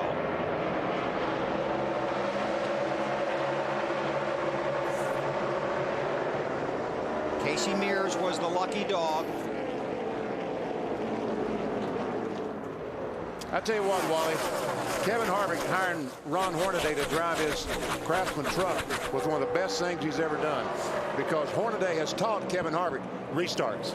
He is really, really good on these restarts anymore. Oh, battle for the lead. Here comes the 8 car. As we've seen all day long, the 8 car is really fast for 10 or 15 laps. Then it seems like his car falls off a little bit, and that's where Stewart and Gordon and those guys were able to run him down and catch him. And it's going to start getting interesting now, because as you talked about a few minutes ago, BP, the sun is getting lower in the sky, a lot more shade on the racetrack. And you start with that shade, you're going to start getting more grip. And all these guys that are talking about being too tight now, it's just going to get worse and worse. We'll watch the action on the track and check with Marty Snyder. Well, I found Jamie McMurray, and speaking of shade and light, let's find out if we can shed some light on what happened. What went on back there when you hit the 24? I'm not real sure that, the sun is in your eyes so bad getting into turn 1 that by the time I could see the corner, I was already committed to going where I was, and I heard my spotter say, someone's slow, but on old tires here, it's somewhat like Darlington. You're just sliding, and by the time I could see him, I was like 3 foot from him, and I ran into the back of him. I'm not sure if he had a tire go down or what happened. He was going really slow at the top of the racetrack, and just nowhere for the Crown Royal Ford Fusion to go. For you guys, this has been such a rough season, Jamie. You're going to be able to get back out? Probably. I mean, it's been so bad you almost laugh right now. It just seems like if something can go wrong, it does. And I did get mad, but it didn't really do any good. So now you just laugh it off, and hopefully next weekend it'll get better. He said that he will find Jeff Gordon and apologize, but he said by the time he got into the shaded area, he was already on top of him. There was nothing he could do. Yeah, I think what happened, Marty, is I think Gordon had trouble up there. He probably lost the car. He slid up to the top of the racetrack, slowed down as we're looking at the glare going into the corner there. But this happened way down into the corner. But regardless, I think Gordon had problems. He slid up. He was up against the wall, and that's when McMurray came in and had no place to go. Got your shades, BP? Pardon me? Got your sunglasses? I'm telling you, you need your sunglasses. Now, watch this. You go down the front straightaway by the start-finish line. And, folks, this is what you're driving into, the sun. and it's glaring back in the windshield, and this is what you see. Nothing. Now, some of these guys have tape on the windshield. Some of them will have dark visors. Some of them will even be wearing sunglasses at this point of the race, that, you know, because they know it's coming. So some of them have a little bit better than we do right now. Alan? Let's answer definitively what happened to Jeff Gordon after they finished making their 5 pit stops. He took the time on the team radio to explain to Steve Letarte and the crew. I tell you what happened. That sun's so bad because the time of day they got this race going, he couldn't even see me going in there. He being the 26 that hit you in the back. What'd you do, have a flat tire before that, buddy? I don't know if it's left front or right front, what it was, but it went flat, and I did a great job keeping it out of the wall. I was all excited, and then wham, from behind. And let's get the update from Steve Letarte. Steve, how about the damage on your car? What kind of shape you in? I think we got the damage fixed up pretty well. You know, the guys here in the DuPont Nickers Chevrolet have done a great job all year long, and I'd like to take a minute and thank everyone back at Hendrick Motorsports. You know, 550 employees make this possible, and we really had a lot of fun racing. So you think you're okay? Has he given you any feedback yet? No, he hasn't said anything. That's usually a good sign. All right, thanks, Steve. Walter, you were dead on. Yeah. I didn't realize you had a flat tire. You were dead on. I figured he had to have some kind of problem for the 26 car, who wasn't really running that great. In order for him to catch and run into and wreck the 24, Jeff had to be having some problems. And all that damage on the front of it, you knew he was moving at a rapid rate of speed, and the 24 wasn't. And you have to consider that Gordon's lucky he didn't have more damage, didn't end up at the wall. Yeah, because that could have been really, really bad. Jeff Gordon currently lucky 13th. They're all chasing Dale Earnhardt Jr. He leads Tony Stewart, Jimmy Johnson, Matt Kenseth, and Jeff Burton. NASCAR.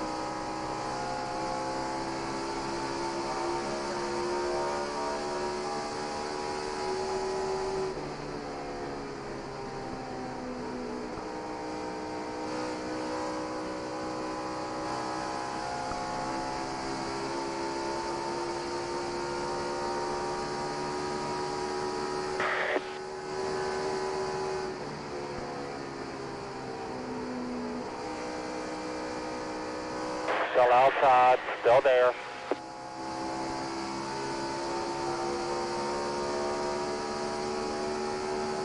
Still outside, still there.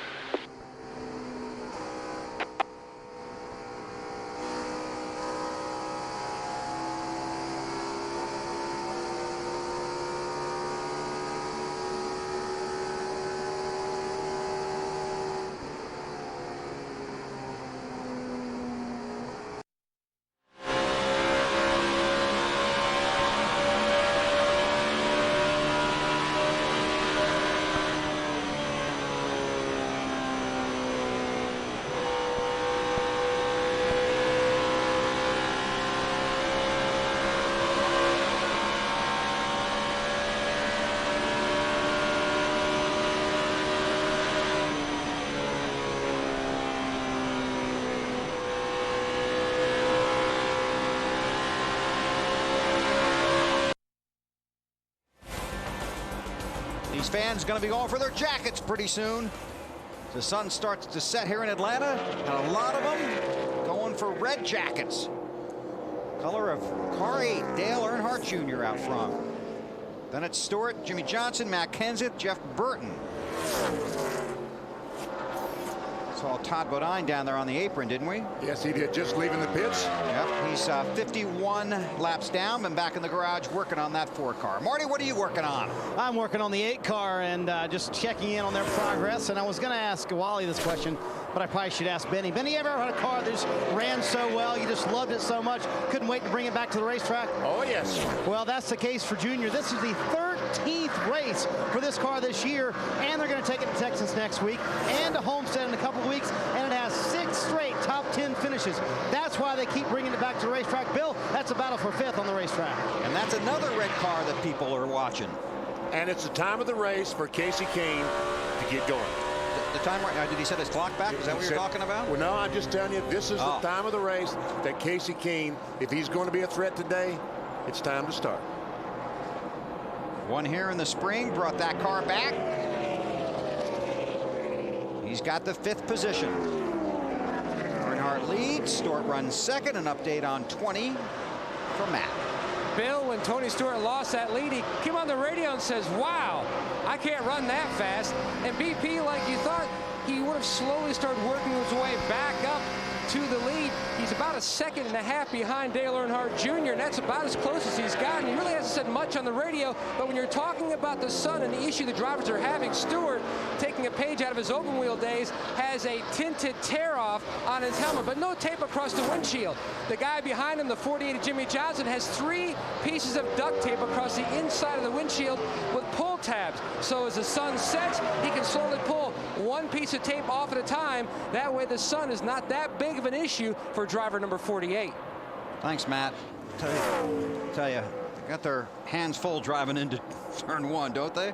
Oh, man, I'm telling you, it's unbelievable. It always has been unbelievable at this racetrack. Right. Now, this is a few laps ago. Mark Martin in the 6.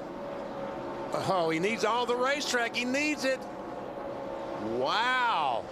Now, that was a save. Yeah, what was happening, he was sliding off the racetrack.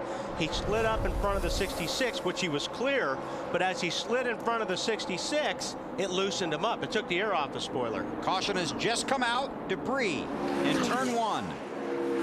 Earnhardt Jr. is the race leader. Then it's Stewart, Johnson, Kenseth, and Kane. Jeff Burton, Truex Jr., Clint Bowyer, Carl Edwards, Mark Martin, the top 10. There you see the debris on the track in turn 1. There are 14 cars on the lead lap, and Joe Nemechek will be the lucky dog, and he will come around and be the 15th car on the lead lap. 197 laps are complete, 128 to go. Earnhardt Jr. has led 86 laps today. That's the most. Stewart has led 51, Gordon 44. Harvick, Jimmy Johnson, Joe Nemechek, and Carl Edwards have also led briefly today here in Atlanta. Well, Wally, if they just keep running now in 20 lap segments and having a car spike, they won't catch him. Oh, he's going to be okay in that 8 car. But, you know, they've been adjusting on it, too. I mean, you know, they've made the car better. Pit road will be open when they get there. They're in turn 4 right now. Earnhardt makes the left, and here they come. Marty. Dale Earnhardt Jr. says, Bill, on that run, his car was a little too free in the center of the corner, and he wants the car to work better in the middle of the corner, a little too free getting into the corner, I should say. He said he wants about 75% of what he gave him last time, so it's going to be a wedge and a track bar adjustment. They're going to go down 1 round on the track bar and 1 round of wedge in the left side. Matt? In the middle of your screen is Tony Stewart. He was running 2nd. Stewart said the car still had the uneasy feeling as Jeff Gooch Patterson acknowledges the fuel tank is full. Didn't really know what to do to fix it, AB. Not going to be any changes on Matt Kenseth's car this time because he feels like the car will be good as the sun goes down. A 4-tire change and a windshield tear off and a very close race off the pit lane. It's like Tony Stewart. Yes, beats Junior. Beats him off pit road. Here's the race off of pit road. We'll take a look at it. All right, let's see. Here we go, Junior. Trying. Can't quite get to that 20 car, but is that a dead heat or did Kenseth beat him? It's going to be tough on that 3rd spot. We'll let NASCAR sort it out. Here's Ira Joe. Ira Joe Hussey, and you'd think you'd be from the southeast, right? Ira Joe from New Hampshire. He goes around to the left side. Takes that left front off. Tom Dean, tire carrier, slaps it on. 5 lug nuts. Go, Tony, go. See you later.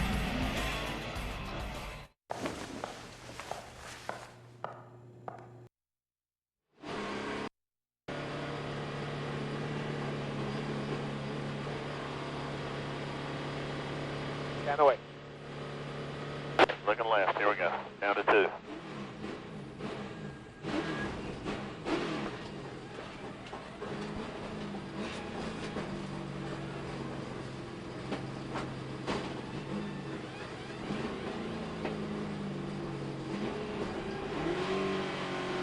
Go hard, go hard, go hard, go hard. All the way out, all the way out. 44.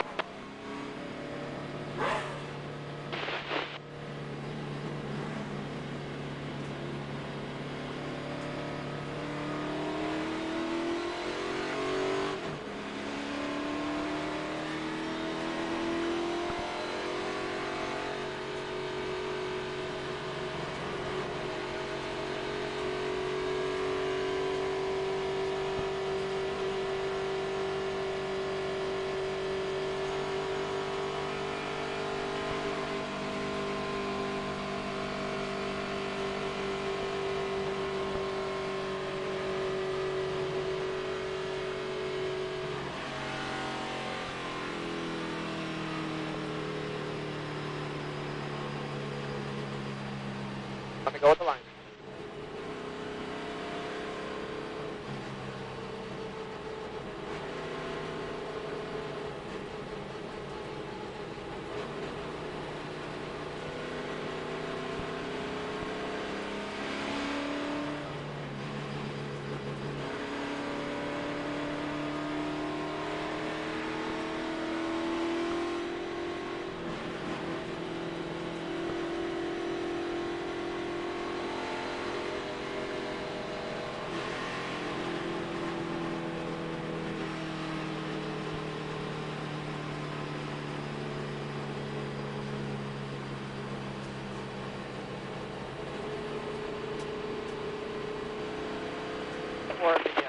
What do we do to make it better that time,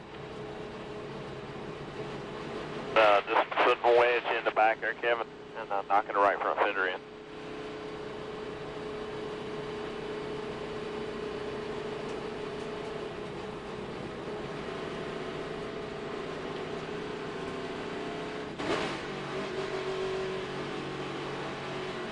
You are watching the Bass Pro Shops 500 from the Atlanta Motor Speedway on NASCAR In-Car. Only available on digital cable.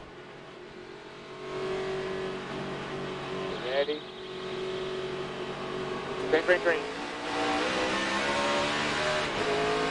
Coming outside. Gonna be 3 wide, 3 wide. Still 3.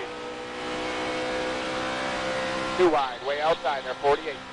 Outside. Outside corner.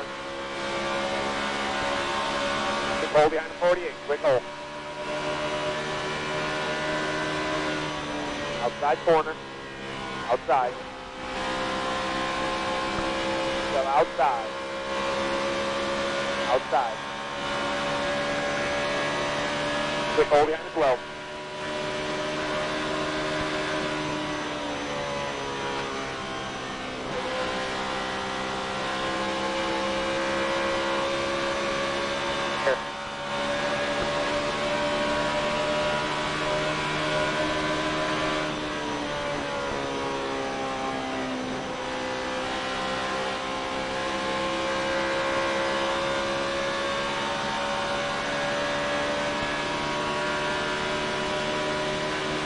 Outside.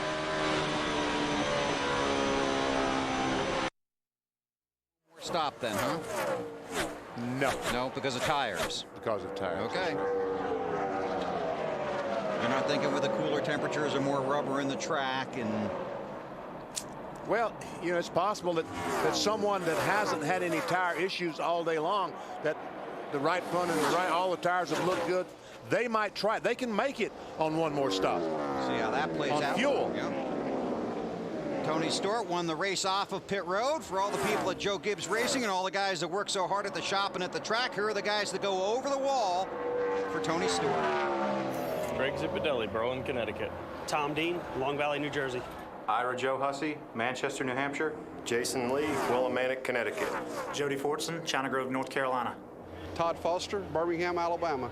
Jeff Patterson, Escondido, California. Brian Larson, Escanaba, Michigan. And let me add, that's for all the guys and the women at Joe Gibbs Racing. It's amazing the different localities these crew members come from. Every time that we introduce these crew members, it never ceases to amaze me. This is for 5th. Casey Keene has it in the 9 car. Martin Truex Jr., the 1, would love to take it away, but see Denny Hamlin there in the 11 car right behind Truex, but he is 1 lap down. Believe it or not, Kevin Harvick is 23rd, 2 laps down. Dave, your buddy's not doing too well out there today. Well, let's check in with Todd Barrier, his crew chief. Looks like a championship on the edge here, Todd, but it sounds like the car won't decide if it's tight or loose today. It's been loose for the most part. We were tight a couple of runs. Just hadn't really found the balance that he wanted. We just keep trying to make it one or the other. It's still free right now, so we're just going to keep winding wedge in and keep working on it.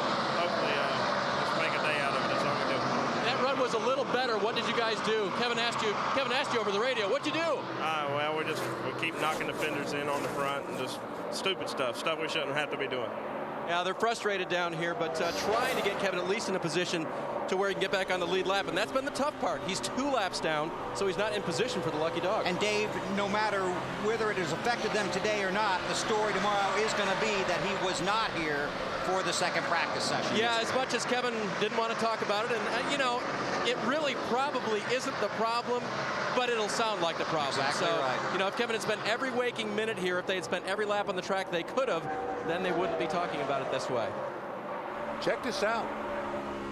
Jimmy Johnson, he's got his race face on now. He goes by Junior for that 2nd spot. And this is the part of the run where you thought the 8 would be stronger. I'm sorry, 3rd spot. Yes, I thought the Junior would be strong, but yet he's falling back to the 4th position. And Kurt Busch is going to go underneath him, Marty. Yeah, Junior not very happy with the car early in the run here, and as you guys say, that has been their strength all afternoon long. Junior came on the radio during that pass when Jimmy Johnson was going around him. He said, I have no right rear grip right now, really loose, and they haven't been loose for much today, so maybe they're hoping, well, they are hoping the car will get tighter the longer he runs. Junior trying to hang on to it, though, here early in the run. And just to underscore your point, that 2 car is a couple of laps down. Right. Which means if you're a couple laps down, you're slower than most people. Right. And then he's trying to get by the 8 car right now. So Dale Earnhardt Jr. runs in the 4th position. Johnson is 3rd. Kenseth is 2nd. And Tony Stewart out front in Atlanta. It's the home of Home Depot.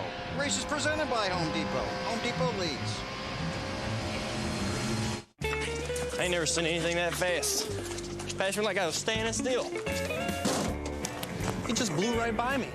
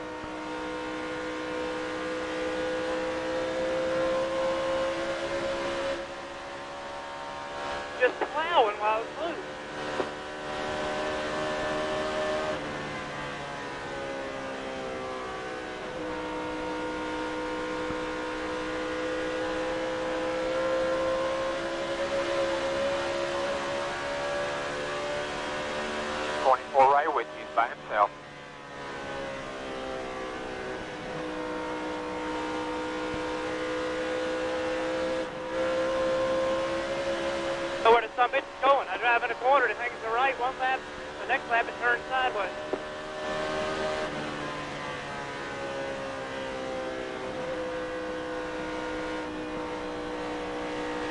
's got a run coming off, coming outside, clear up behind him. Hang in there, buddy, hang in there.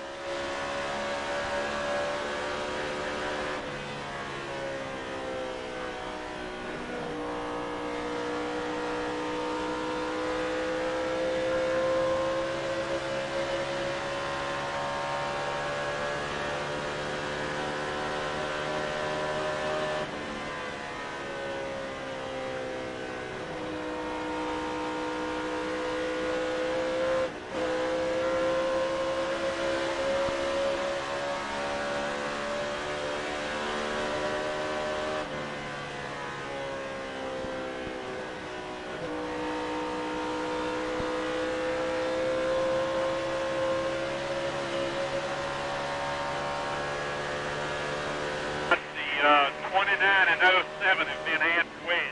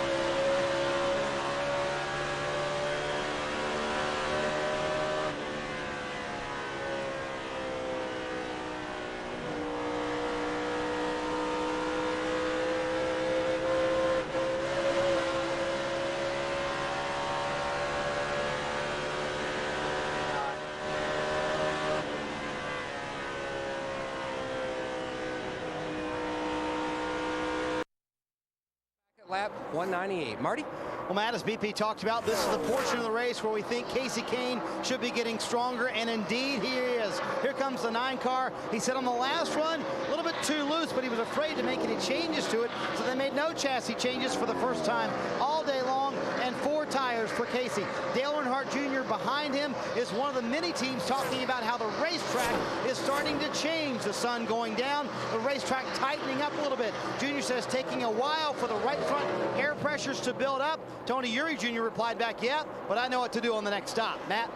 And the solid run continues for Martin Truex Jr. in the 1 car, currently in the 6th position. He says, when I tried moving around, when I tried to move up top, it made the car worse. He says the car is getting tight again. The air pressure adjustment has helped slightly from their last stop, AB.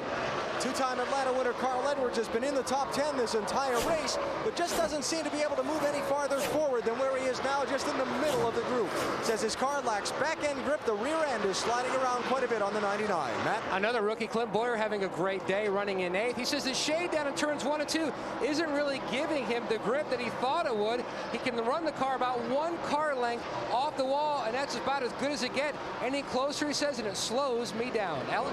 Just talked to Jeff Gordon's crew chief Steve Letarte. They moved back up into the top 10 to 9th spot after repairing the crash damage a little while ago. Steve said the car is tight. That means when he goes into the corner like that, the front end does not want to turn, and that's slowing him down. And what a rally for Greg Biffle, that 16 car on the bottom of the racetrack trying to pass Jeff Gordon. Remember when Kyle Busch spun out back at lap 2?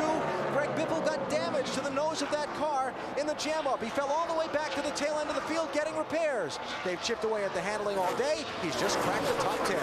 Matt? Back at Michigan when Jeff Burton had the motor failure, he rallied the troops around. He said, all right, we've got to put this behind us. Last week when he had the motor failure again, they went from 1st to 5th in the championship standings, and basically says mentality-wise, you just got to try to compartmentalize when bad things happen. My goal last week, and it was take a bad situation and you know, let's don't forget it. Let's keep it in our minds. Let's remember it. But at the end of the day, let's make it a defining moment in a good way. That's not going to be the end of our deal. When this deal gets done, let's look back on it and say that was a defining moment. That was the moment that we found a way to be better, rather than just putting our hands up in there and say that's a defining moment because that's what lost us the championship. We're not going to think like that. Right now, they are still fighting, trying to get the handle on that race car. One lap, he says it's plowing. The next corner, he says it is loose. Absolutely no grip for the RCR 31 car, Dave. During the last run, Dale Jarrett's car was the worst it had been all day, according to the driver. Loose and tight. They lowered the track bar, changed 4 tires. Unfortunately, it made the car even harder to turn, and he's gone backwards since the restart. Marty? Dave, this is what Mark Martin wants to see, a little green flag racing. He said earlier, all these cautions are killing us. Mark, very good on old tires compared to everyone else, but when those cautions keep coming out, he has to put new tires on, and that's hurting their program. Back in 13th, struggling with a race car that's a little too loose. Alan? Well, opportunity is there for Denny Hamlin right now in this 11 car. He is the first car 1 lap down after struggling with the handling on this car much of the day. He just told the crew before the last stop, the handling is as good as it's been all day. If we can get a caution now, they'll get the lucky dog, get back on the lead lap. Who knows? Dave? Kevin Harvick now 2 laps down in 22nd position. That's where he restarted. We've talked about him not being here for the final practice, but Todd Berrier, his crew chief, encouraged him to go to Memphis. He said, you know what? You won the Busch Series championship, but that doesn't mean you have to quit racing in that series. You made a commitment there. You go. He was all for it. Unfortunately, the car has just not been good today. The 5 car of Kyle Busch running laps down, they're improving that car. They actually replaced the left front headlight area, put a cap on it, as they called it, a part of a front fender to try to increase the aerodynamic efficiency of that car, and it has helped a little bit. He's picked up 4 spots since the restart. Thank you, gentlemen. Those are the cars on the lead lap. Hey, Marty, I got a question for you. Hopefully I have an answer for you. Can Mark Martin make it on one more stop? You know, I don't think anyone wants to make it on one more stop, BP, because of the tire wear. But Mark Martin and Dale Earnhardt Jr., in my area at least, have had by far the best tire wear. No marks on any of those tires for the 6 team today. A little spot on one tire for the 8 team today, but I don't think they would like to try and make it on one more stop. No, I know none of them would like to try, but they might try. They might have to. Jarrett's in 13th, Nemechek 14th, Casey Mears 15th. Those are the 15 cars on the lead lap. Everyone chasing Tony Stewart as the sun sets in Atlanta. No matter where you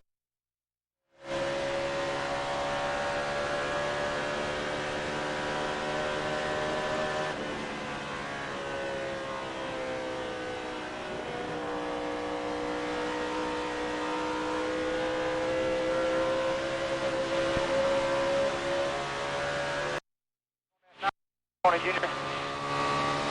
Sir, you're looking real good. We're taking it up on everybody.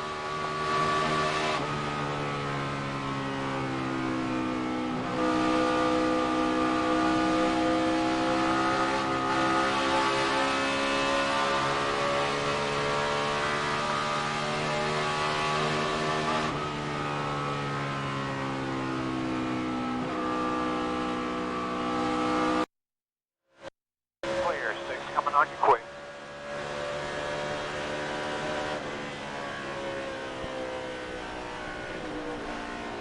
Coming inside, clear behind him.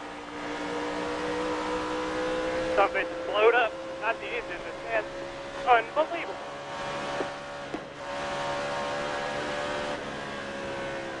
Still there, clear.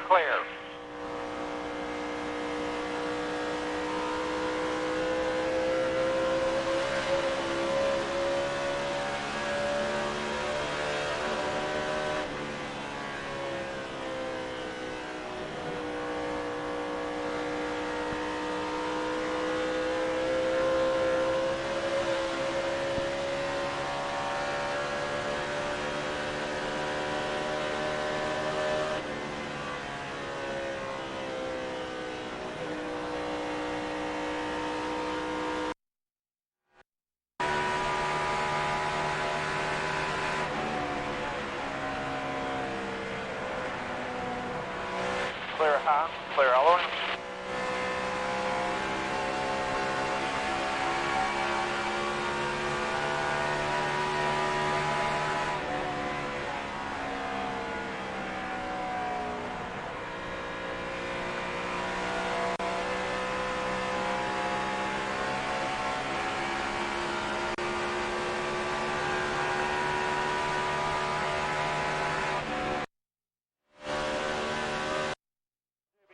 still probably 77.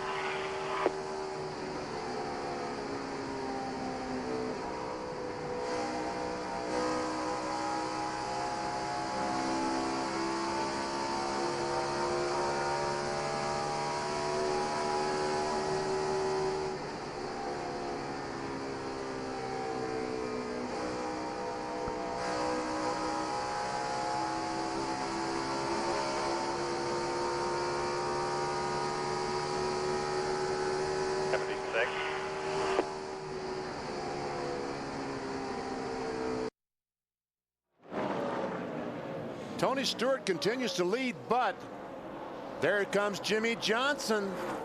In that 48 car, he's only 0.6 of a second behind Stewart. And getting closer by the lap. A lot of traffic right now in front of Stewart. So Stewart's going to have to kind of roll out of the throttle a little bit more than he wants to. Try to pick a spot here. And that's going to let Jimmy Johnson close up even closer. That's right. He was 0.6. That last lap, he was 0.4 of a second. And looks like next time it's going to be about 0.2 of a second. Johnson has led 4 laps today. Did not lead a lap here in March. Thought that was going to cost him a little time there, BP, and I think it might have just a little. Johnson didn't lead a lap here in March or last October. 0.2 of a second. Jimmy 6th and 16th in his last 2 starts here. The 20 car, Tony Stewart, has come off the bottom. He's moved up the racetrack trying to find some grip, which tells me that everything is not perfect with that 20 car. Weather part of the deal there, the sun setting? Could be. Track getting a little bit cooler. And are you coming over to that line of thinking that some guys might be forced to try and make it on one more stop if the caution doesn't come out? You're sticking with your... No, I agree. Like Mark Martin, we reported he has battle for the lead. Here comes Johnson. He's on the inside of the 20 car. Off the win at Martinsville and the 2nd place finish at Charlotte, Jimmy Johnson passes Tony Stewart. I think if you're willing to gamble, that's a gamble. You know, Mark Martin's car comes in really, really good, but it takes too long for Mark's car to come in. Last lap by, Mark Martin's car was the fastest car on the track. So that's the problem. By the time Mark's car is really fast, he's 17, 18 seconds behind the leader. It's hard to make up 18 seconds on a leader. It really is. No matter how good your car is. But they talked about this 48 car being really fast, and I talked about that at the very top of the show today. But we haven't seen any evidence of it till now. And all of a sudden, he is the class of the field, driving away from him. And how composed and relaxed was Chad Knaus in the garage this morning? He was really good. Very optimistic and confident in his car, his crew, and the equipment and the driver. Matt. And Bill, to make it through the frustration, the misfortunes they've had over the first 3 races of the chase, and then to start to turn it around, this team has more and more confidence as Johnson continues to pull away. First, he said before he made the pass on Stewart that his car was good up until the center of the corner. Then after he made the pass, he said the car is a little bit snug, but very good. It shows.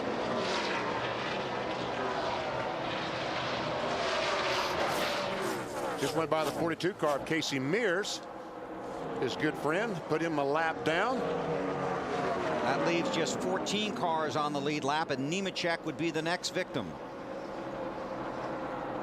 Jimmy Johnson was 39th at New Hampshire, 13th at Dover, 14th at Kansas City. Benny talked about his 24th at Talladega.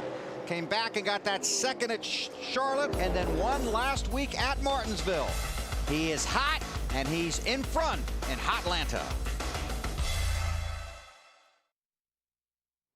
Caution's out, caution's out.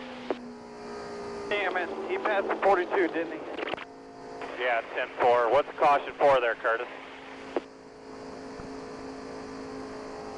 Yeah, 10-4. See how this works.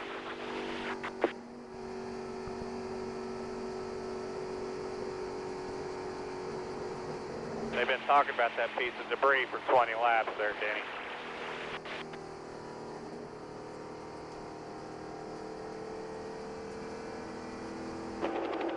That's us, man. We never can catch a break, I guess.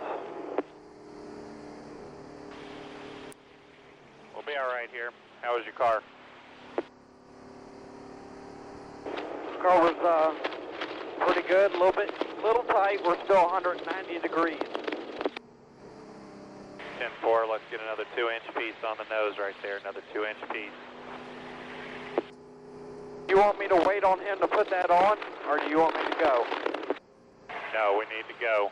He needs to hustle and get it on there.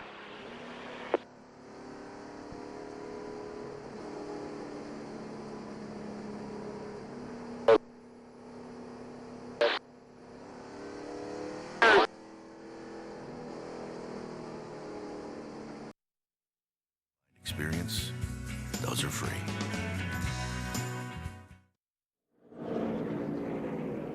We're under caution for debris. The 12 car hit the wall. Pit road is open. This is the first time in. Here they come down pit road. Marty. Casey Kane running fourth, getting better as this race goes along. He's a little loose getting into the corner. They're going to put a half round of wedge in the left rear. He's on the bottom of your screen, tight on the exit of the corner, half round up on the track bar. Also a very small piece of tape on the nose as it gets cooler into the evening. Matt? It's the best the car has been all day. Jimmy Johnson tells Chad Knaus about the 48. The sun continued to set. He grabbed the lead right before the caution. Solid stop by the Lowe's guys, and he's out of here. Very small adjustment for Matt Kenseth, center of the screen. Just a quarter pound of air pressure adjustment on this car. 4-tire stop. They gained a spot last time they pitted from third here. This is going to be close. Johnson's going to get it, looks like. Stewart comes out second. Kenseth third. The lucky dog is Casey Mears in the 42 car. He comes around. He's the 15th car on the lead lap. Close race off of pit road under caution with 81 laps to go in Atlanta.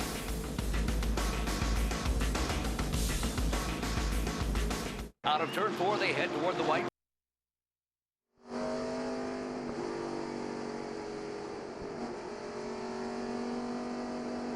Hit the time, second gear, 4,000.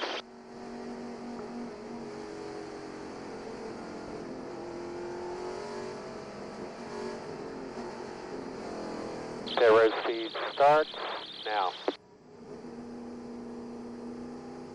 4 tires, fuel. You can get that piece of tape on the nose.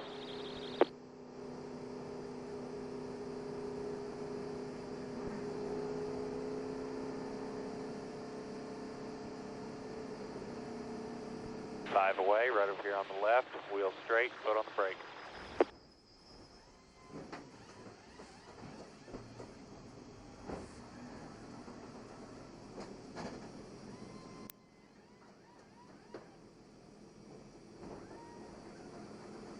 Clear straight, clear straight.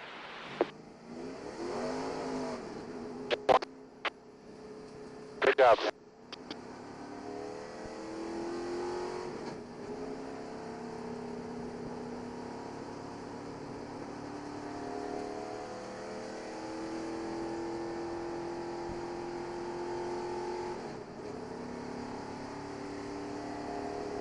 You want to go.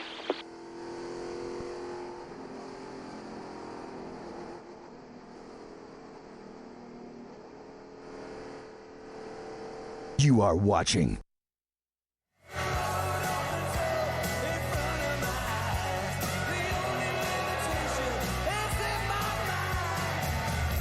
Chase started, we were down and out. Didn't think we had a shot at fighting back, and then luck is a weird thing. Only one thing missing from Jimmy Johnson's resume this season. Championship. Nextel Cup championship, yes. Still under caution here in Atlanta. Johnson is the race leader.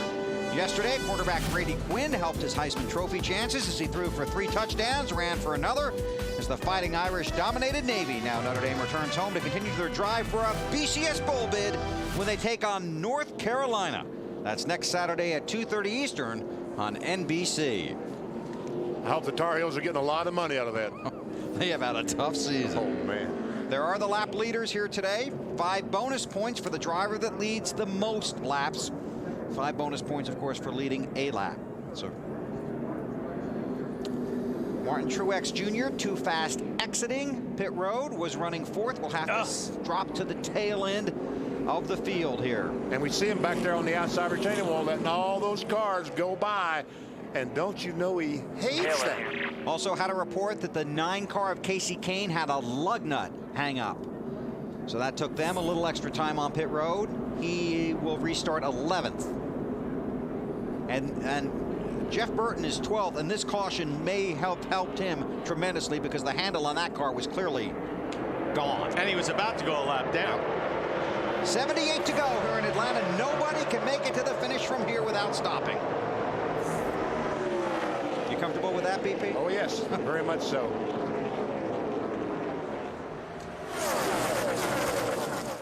Denny Hamlin in that 11 car trying to race his way back onto the lead lap. One of the 10 drivers in the chase. Hamlin driving with the FedEx Cup colors this week. The 17 car of Kenseth is a little bit loose right now. Last couple of laps looked like he had his hands full. Looks like Junior in the 8 car was catching him a little bit, but now he drops back as Stewart got trouble. Yeah, hard against the wall. Oh, Casey Kane. Stremmy's in the wall. David Stremme involved. I don't think Casey may have just slid up against the wall. I don't see how much damage he has, but his car looked fairly clean on the left side and front and back. Car's hurt bad. Yeah, it's a gutter. Right now, Kane 8th in the chase as they run at this moment. Oh, he got run into. By Kane, I guess. Wow. Casey Kane probably thought he was clear, didn't know the 40 was up there, but because you saw Casey just went hard to the right.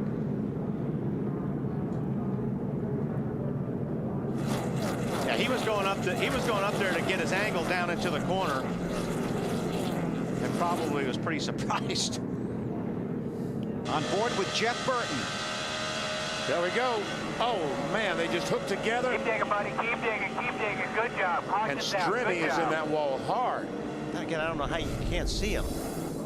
He was right next to him. Marty? Yeah, guys, Casey Kane said that was completely my fault. He said to his spotter and cousin Cole Kane, you told me he was there. I just messed up. And then he was very upset on the radio, took complete blame, turned right into the 40 car, and may have cost these guys a shot at the championship. One here in the spring. That car has 5 of his 6 wins this season, but does not look like it will go to victory lane here today. Under caution in Atlanta, just 76 to go.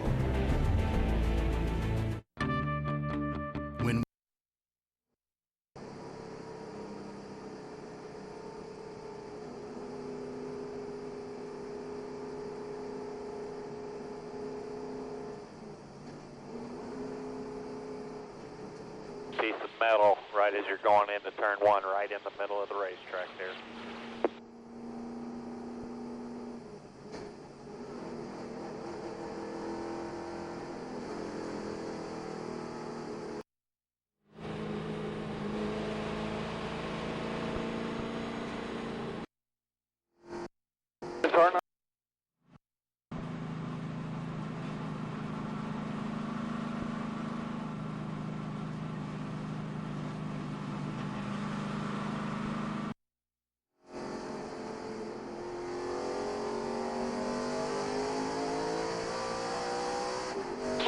Over here to 1, you need to slow down for these vehicles.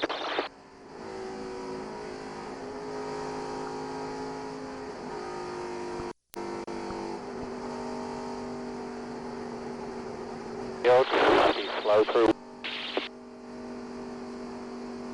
Go ahead and slow down. They're asking you to slow down.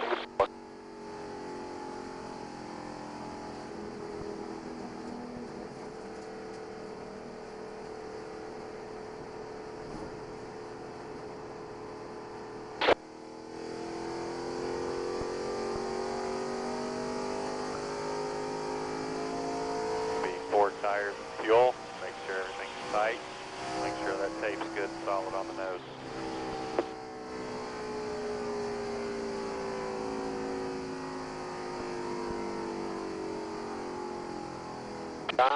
Airport, there was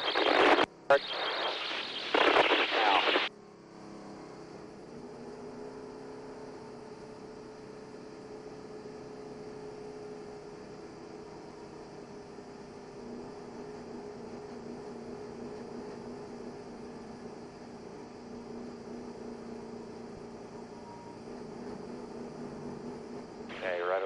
left, wheel straight, foot on the brake.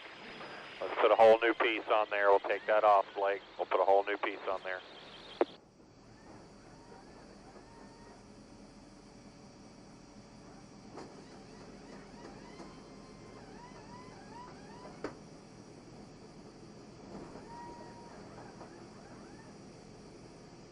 Let 3 and 4.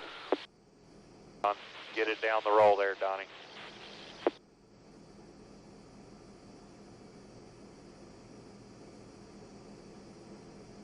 Ease it down there, Webb. Get her topped off there. Be ready to go. All clear.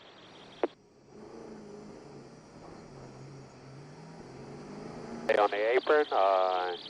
Blend up on the back stretch.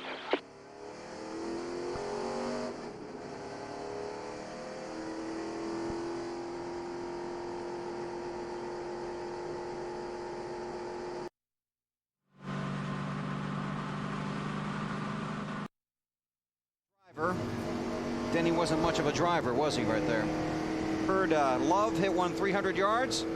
Denny hit a truck. The FedEx Cup coming to NBC next year. We'll have all 3 events: the Deutsche Bank Championship, the BMW Championship, and the Tour Championship just down the road at Eastlake. We'll have the last 3 events in the FedEx Cup. Casey Kane to the garage after hitting the wall.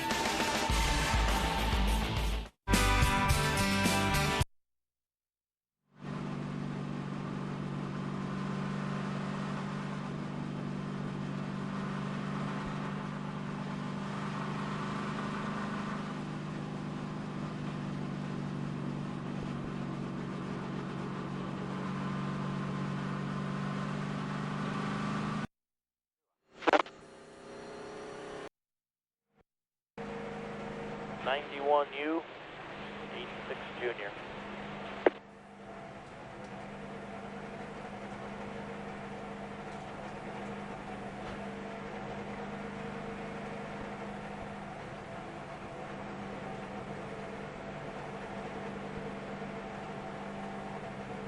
Here comes your lap car.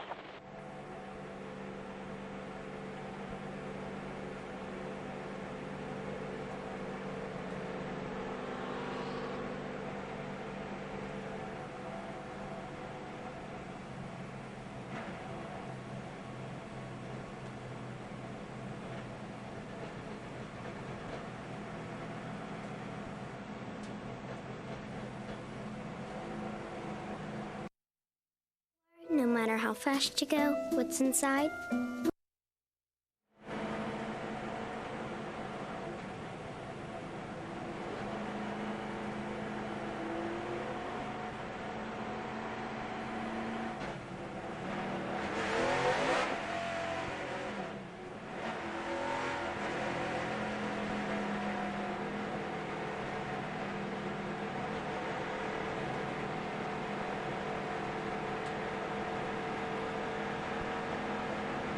All right, make sure everything's tight.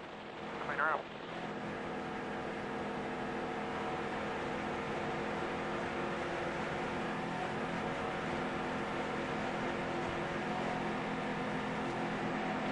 You ready? Ready. Green, green, green, green.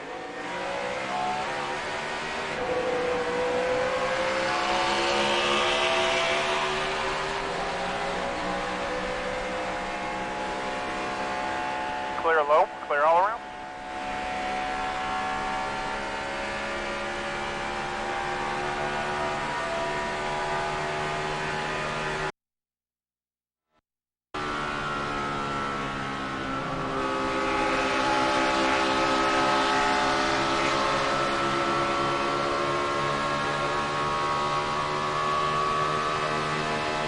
Clear.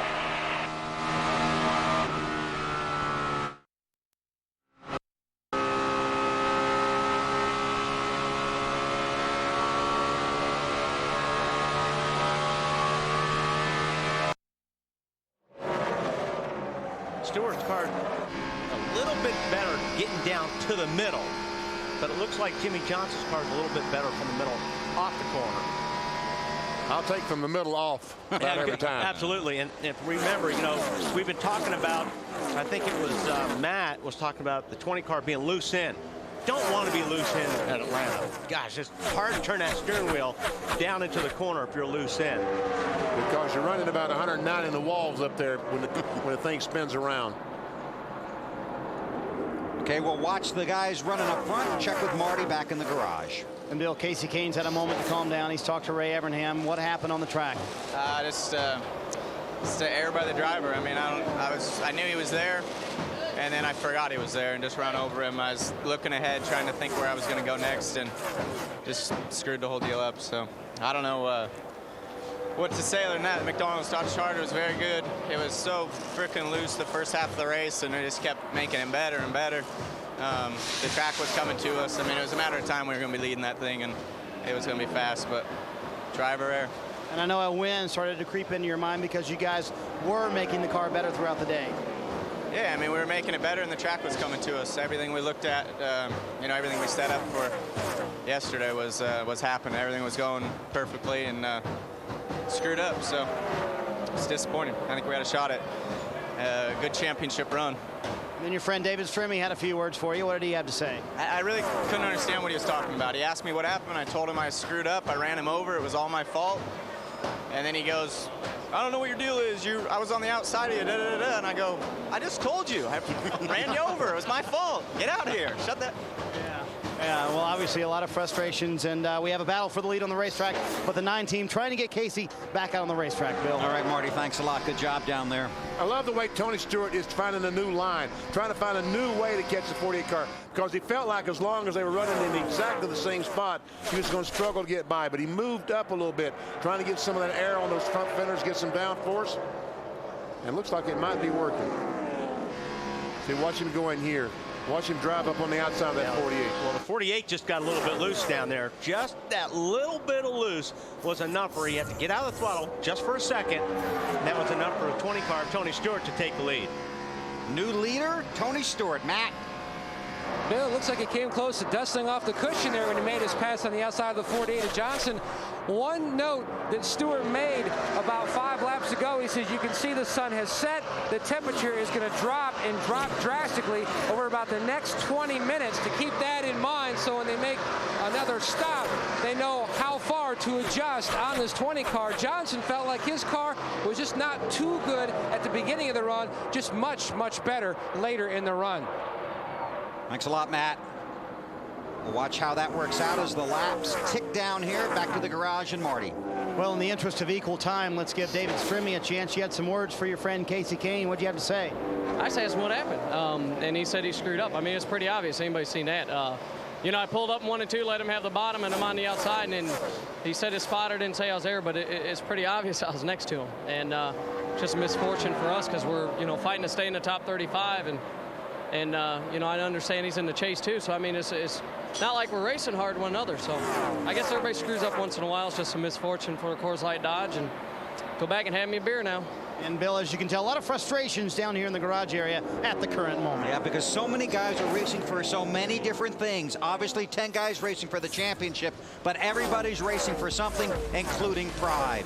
Well, this racetrack has a history of very close finishes, and we could be headed for another one tonight.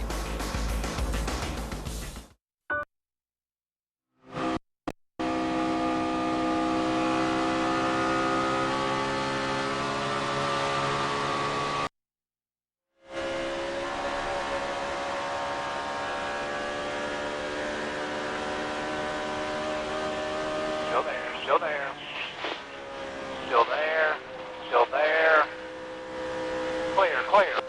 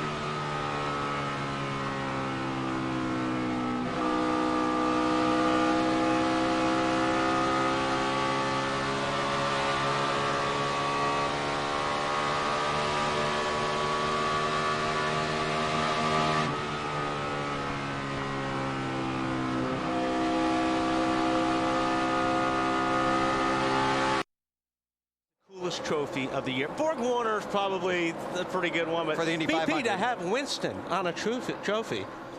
It looks like your dog Winston. It does look like my dog. That's right. It's supposed to be a bear, I guess. It's definitely a bear. Definitely a bear. Can I do the promo now? Sure. I don't know. We done, BP? We're done. All right, well, it's over now. And next Saturday, we're in Texas for the Busch Series race on TNT, presented by Star Motorcycles. Then next Sunday, right here on NBC, as the chase for the Nextel Cup continues. NASCAR Nextel Cup racing from Texas. And that begins at 2:30 Eastern Time at the Bank of America Countdown to Green. Anything else you want to see before we go back to the racer? Well, how about through the field? I'd like to see that. Well, throw it down to Tony Stewart's the race. Matt, how about Tony Stewart leading the race? Out front, and you know, for the 4th time in the last 10 races here, he has now led 100 or more laps. And while this team out of the chase, and with the technology changes you see so quickly in the sport, their only goal, going for a win, and the message was on the dash. They've got a spot for some hardware, and that was a big trophy you guys showed from the Bass Pro Shop, folks, that could fit nice in the transporter. Meanwhile, the guy who wants to take it home as well is the 48 of Jimmy Johnson. And look at how their chase started. They had a loose tire penalty in the first race. Then he led 105 laps, had a pit stop issue. Then the wreck at Talladega. This team has really bounced back. Momentum is on their side, and they are definitely showing it, AB. Well, what a nice rally so far for Greg Biffle in this 16 car. Involved in an accident back on lap number 2 that dropped him all the way to the end of the field. They're up to 3rd. They're hanging right with the front 2. Wouldn't it be a great rally to finish this thing off and win it? Matt Kenseth has dropped 1 spot since the restart. He's back to 4th place from 3rd. Just before we went back green, he spoke what's on the minds of a lot of people down here. When do you make the last pit stop if we don't see another caution flag? I pretty much know our situation here, Robbie, gas and all that stuff. Just figure out and do what you think is best. But if it goes green, then just let's not try to be the last one on pit road. Maybe we make up a little time, you know. With the speed advantage of fresher tires, some crew chiefs would like to split the last 80-lap run at 40 apiece. But if you come in 10 laps before the other guy and the caution flag comes out, you're in a world of hurt. Marty?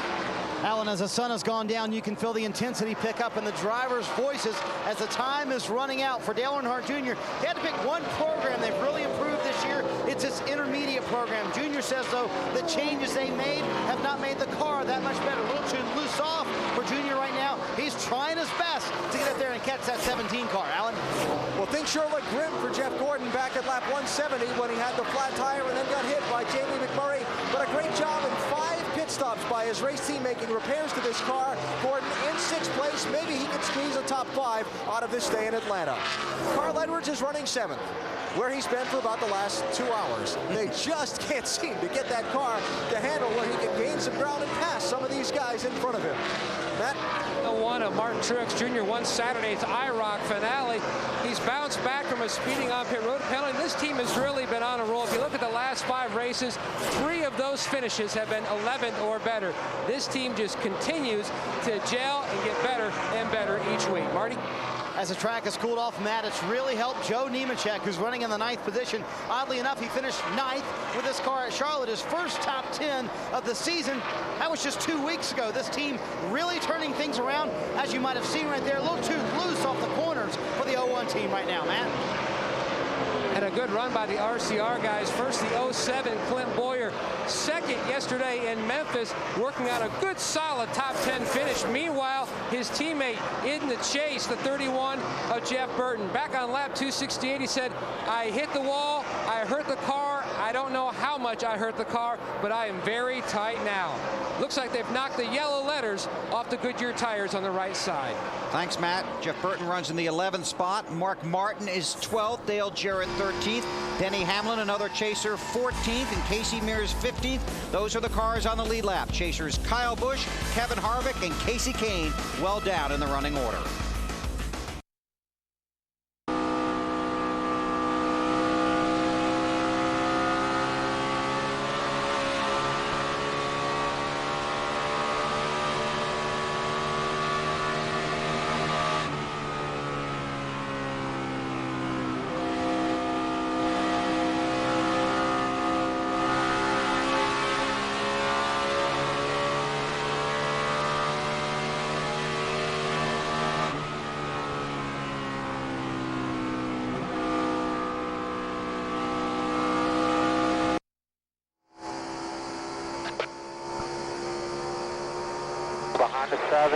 Clear high, clear all around.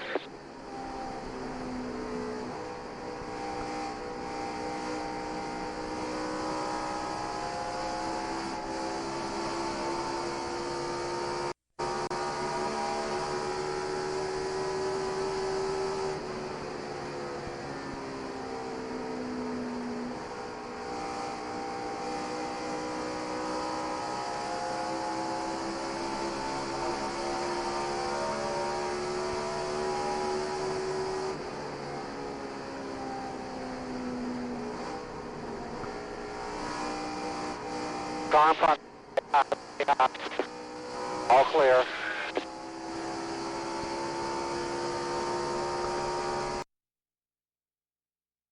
Tire. In out.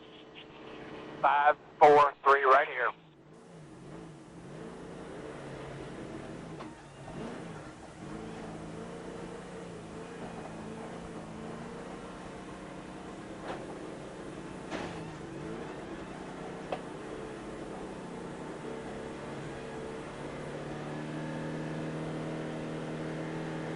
Clear out, clear out.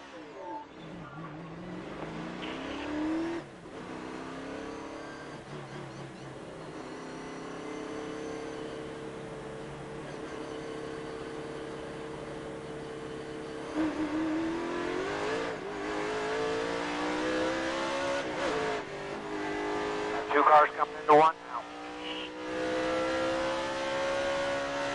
5 back, 3 back, coming outside. Clear, another one coming. Outside. All clear after this one, all clear.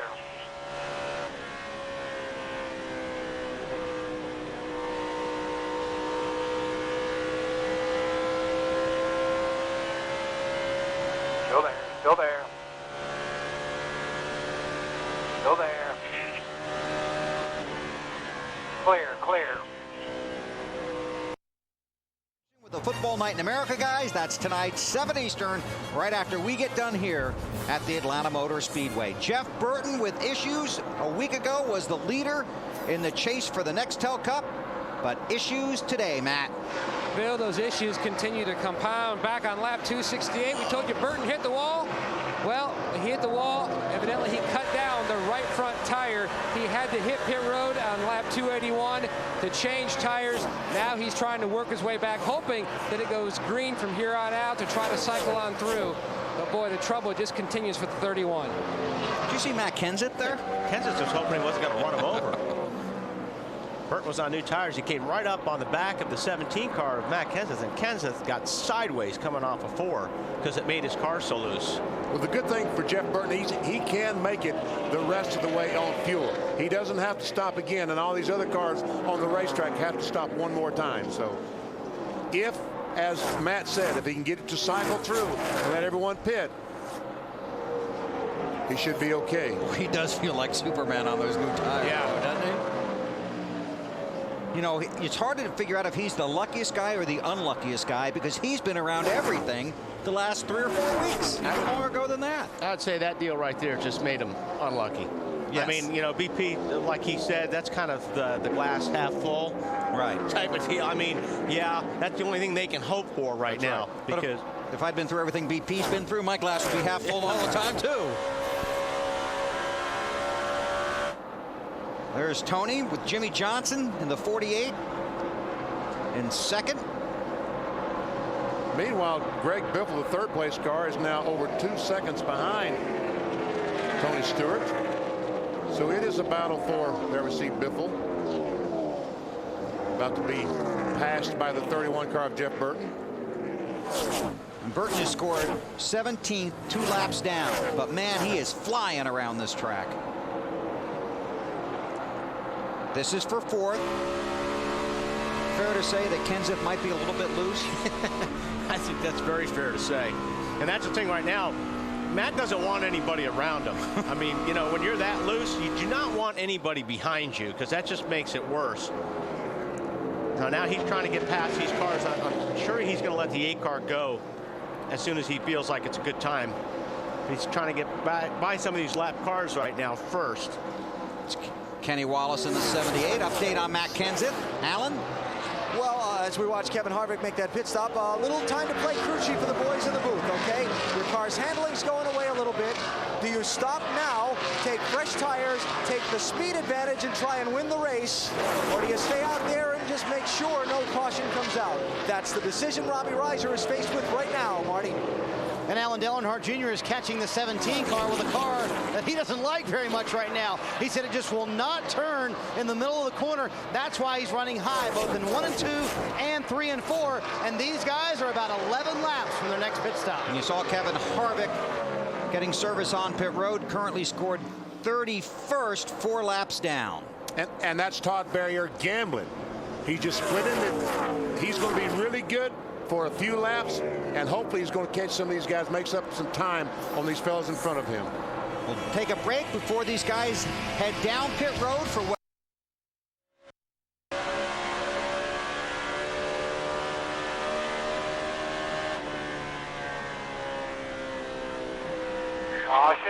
Caution down, debris on the backstretch.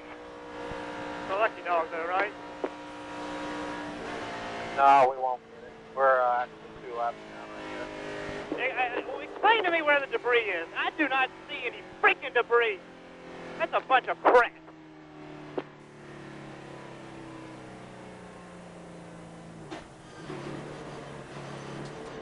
Yeah, 10-4. Sorry, the car took off. The fenders must have been knocked in.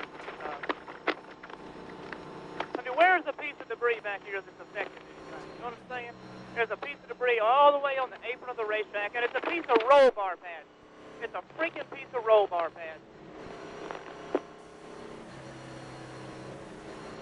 Yep, 10-4. That's exactly what it was. Ridiculous. That's freaking ridiculous. Got to get him 4 tires here and then get 1 and a half back. Yeah, really. Are the best for just what's basically half a fuel run. Because if you have to make a major adjustment, that slows your pit stop down. So you need something minor that's really going to help. 14 cars on the lead lap, and they head down pit road. Marty. Pit stops that could decide this race, guys, for Dale Earnhardt Jr. He said he was loose getting into the corner, tight from the center of the corner off. He said that got really bad at the end of that run, so he really wants to fix that condition. What they're going to do is they're going to go 1 round in the right rear of wedge, trying to help that tight condition. Matt? Let's see if the Home Depot guys can get Tony Stewart off pit road first. Again, a small track bar adjustment. Stewart said whatever change you make sure it's not a huge one, and 14.3 seconds. 4 tires, no changes for Matt Kenseth in the middle. He felt that debris that caused this caution was something thrown out of one of his fellow competitors' cars and did not feel like that was terribly sporting of one of the other guys. Wow. Well, Stewart does win the race off of pit road.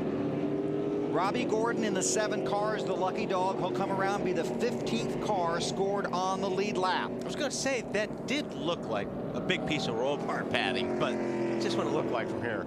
Casey Kane has returned to the track. Kane is currently scored 38th, 41 laps down. There are just 4 cars out of the race: Stremme, Elliott, Bodine, and LePage.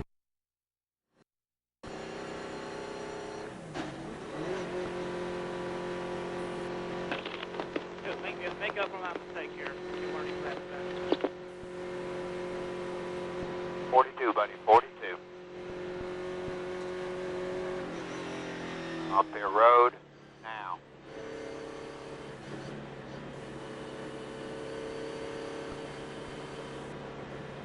And out. 5, 4, 3, right here.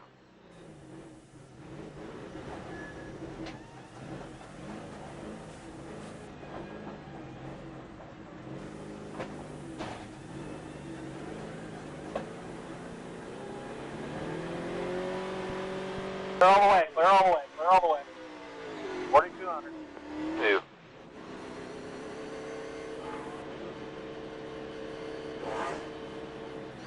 Good job, guys. Y'all killed them.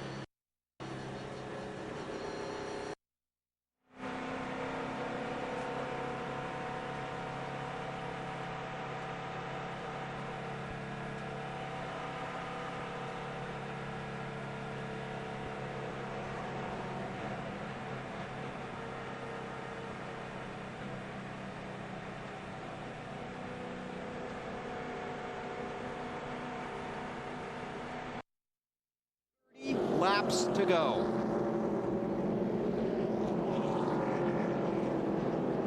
Now here are the championship standings right now. Kenseth came in as the leader, remains the leader, but you see it is spaced out a little bit more now. But Johnson has gained 10 points in that 48 car. He was 41 going in today, now 31. And these guys have put themselves. That's amazing, isn't it? Yes, it is. If you would have said that a few races ago, they would have looked at you like, you gotta be kidding me. You know, Jimmy Johnson, after Atlanta in 2004, left her in second place, 59 points out. 2005, second place, 43 points out. Right now, second place, 31 points out. Well, it will get very racy here. If you've never seen a race at Atlanta, this is basically the fastest track the NASCAR Nextel Cup Series runs on. The sun is set, it's much cooler, speed should be higher. And remaining in contention for the championship is on the line right here as we go back to green. Yeah, this is pretty much a trophy dash right here. These guys have got to run the next 30 laps as hard as they can. They're not saving anything. You can't. If you try to save anything, they're going to pass you from behind. Whoa, whoa, whoa, whoa. Harvick a little bit loose. Slides up the racetrack. Everybody splits him. Gordon got by him. He does not want to be there. See. Harvick is 30th, 4 laps down. He wants to get out of that middle. Wants to get out of Atlanta. Meanwhile, Stewart trying to break away. That's a mess back in there. Mark Martin is back in that pack, in that 6 car. See Truex right there. That's the 6th spot right now. Just got by Biffle.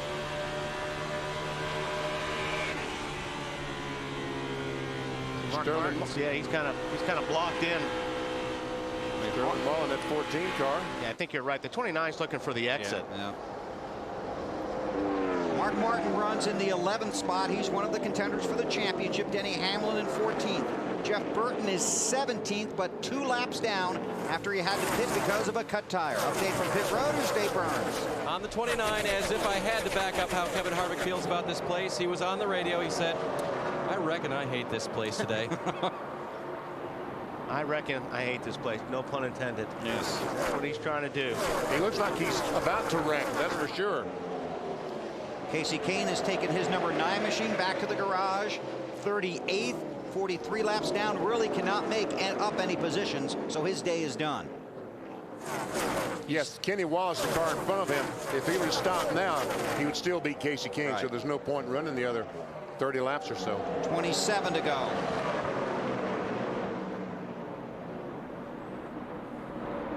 And Harvick just continues to struggle.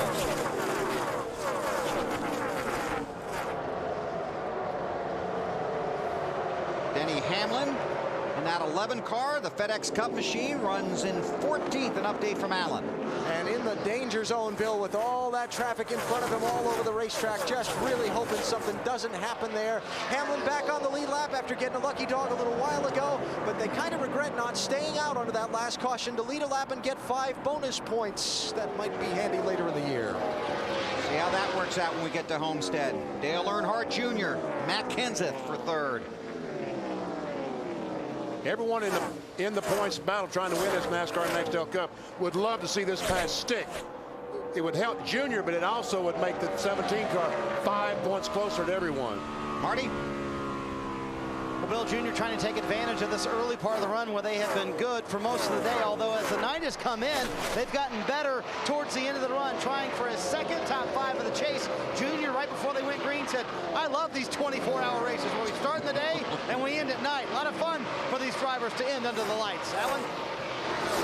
And Matt Kenseth just on the radio to his crew chief, Robbie Reiser, saying that's basically the same problem they've been having for the last couple of weeks. The last set of tires just doesn't handle like they wanted to. His car not at its best when he needs it to be at its best, which is when that checkered flag is close at hand. Thanks, Alan. We have a commitment to get in 60 seconds, our final 60-second commercial break. We'll come back and take you to the checkered flag in Atlanta.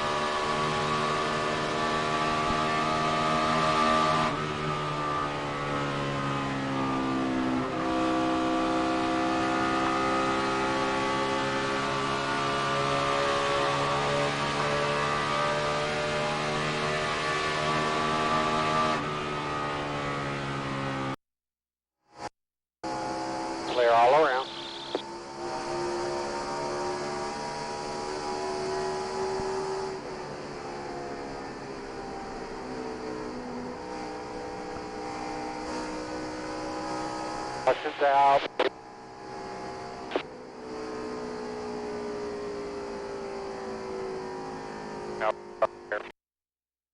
For Martin Truex Jr. I mean, this kid, this team cannot catch a break. They run so well, but this has been the way it's ended so many times. Had a great run going today. Tony Stewart still the leader. Then it's Johnson, Earnhardt Jr., Matt Kenseth, and Greg Biffle. Gordon, Edwards, Nemechek, Boyer, and Mark Martin are the top 10. And you're right about these guys, Benny. They just see the hub, Lauren. He had a wheel bearing go out in that right front hub. That's going to be hot. Yes, it is. Need a fire extinguisher. 3 previous races here. Truex was 19th, 40th, and 37th. Yeah, I think that bearing is finished. Yeah, there's no point getting too big a hurry because this thing's not going to get back on the racetrack. But at least you might be able to. The wheel won't even come off. They get to take out their frustration, though. Pit road will be open this time. The field is just coming out of turn 2. What do you think now, Wally, with 14 cars on the lead lap? They going to pit? We know that, say, 10 on back will pit if these leaders don't. Yeah, and get those fresh tires. The guy that's a sitting duck is the Tony Stewart right now. And, you know, it depends on, I mean, he's got to make a decision on what he thinks is going to be best. If his car is good, I would stay out. But like you said, BP guys probably are going to come in. I mean, shoot, if you're in 10th through 14th, yeah, come in and change tires. Say, for Mark Martin on back, they're definitely coming. Yeah, well, I mean, this is a no-brainer for Mark Martin. He's 10th place. Unless the guys in front of him all he just downshifted. He's coming. He's thinking about it. He's thinking, what's he going to do? Yes, he is. And all of them. They're coming. But Junior stayed out. Waited to the last possible second to make the commitment line. Did Mark get in the back of the 07? We'll check into it. Matt. And the call was Greg Zipadelli's. He said, look, I'd rather come get tires and lose the race that way. Taking on 4 tires. Meanwhile, the 48 of Jimmy Johnson looking to make a huge gain in the points again. Second, first, AB. Never was any question that Matt Kenseth was going to pit on this caution. He said, I'd rather come in and get 4 tires. Didn't like the way that set of tires felt on the car. Carl Edwards is away quickly. We'll check on his stop. Kenseth is gone. Looks like he's going to come out 3rd or 4th. Hamlin was also on pit road. There you see Gordon, Mark Martin, Dale Jarrett, Casey Mears. Now, there's Junior. He stayed out. He's a sitting duck. I was going to say, now he's a sitting duck. Now watch them. You have to make the commitment line. And Tony Stewart at the last second just yanks it to the left. And that, when he veered back to the right, that's what caught Junior. He thought all of them were going to stay out, and he veered to the right, and by then he could not make that turn. And it does look like Mark might have gotten into the back of Boyer. Marty? Well, Bill, on the radio, Dale Earnhardt Jr. said, I didn't feel like coming. I don't think it's going to make that much of a difference. Now, Tony Eury Jr. wasn't as confident on the radio, and Dale Earnhardt Jr. got on his case and said, listen, you need to pump me up. You need to help me make believe that this is the right move because I'm on the old tires out here, but they think, Junior thinks at least, that this is the right move to stay out. He said, we haven't had that many laps on these tires. I think we should go for it. See how it all plays out. Well, we've talked about those Atlanta finishes. We're going to have one here. 2 tires for the 11 of Hamlin, just 2 tires for the 99 of Edwards. Right there, your P7, 18 laps to go right now.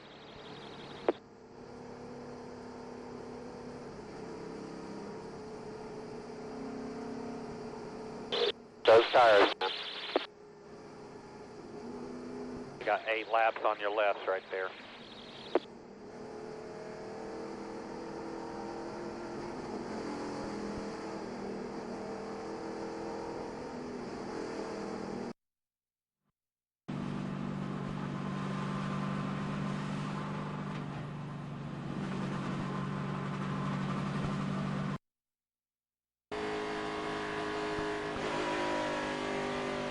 One to go this time, Jeff. 1 to go.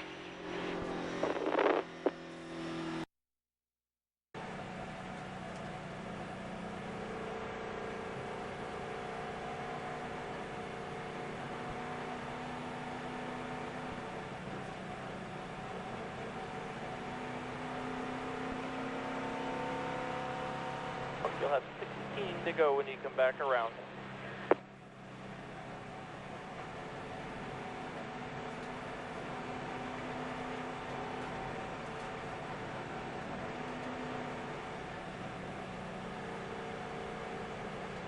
Here comes your lap car.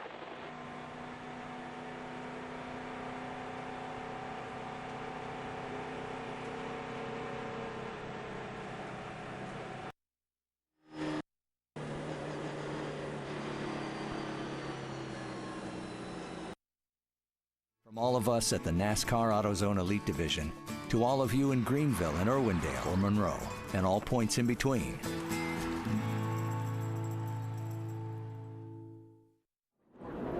$17 to go, less than half a lap from the green. We check with Marty. Well, Dale Earnhardt Jr. said he wanted to be more aggressive. What do you think about your driver's call to stay out there, Tony Eury Jr.?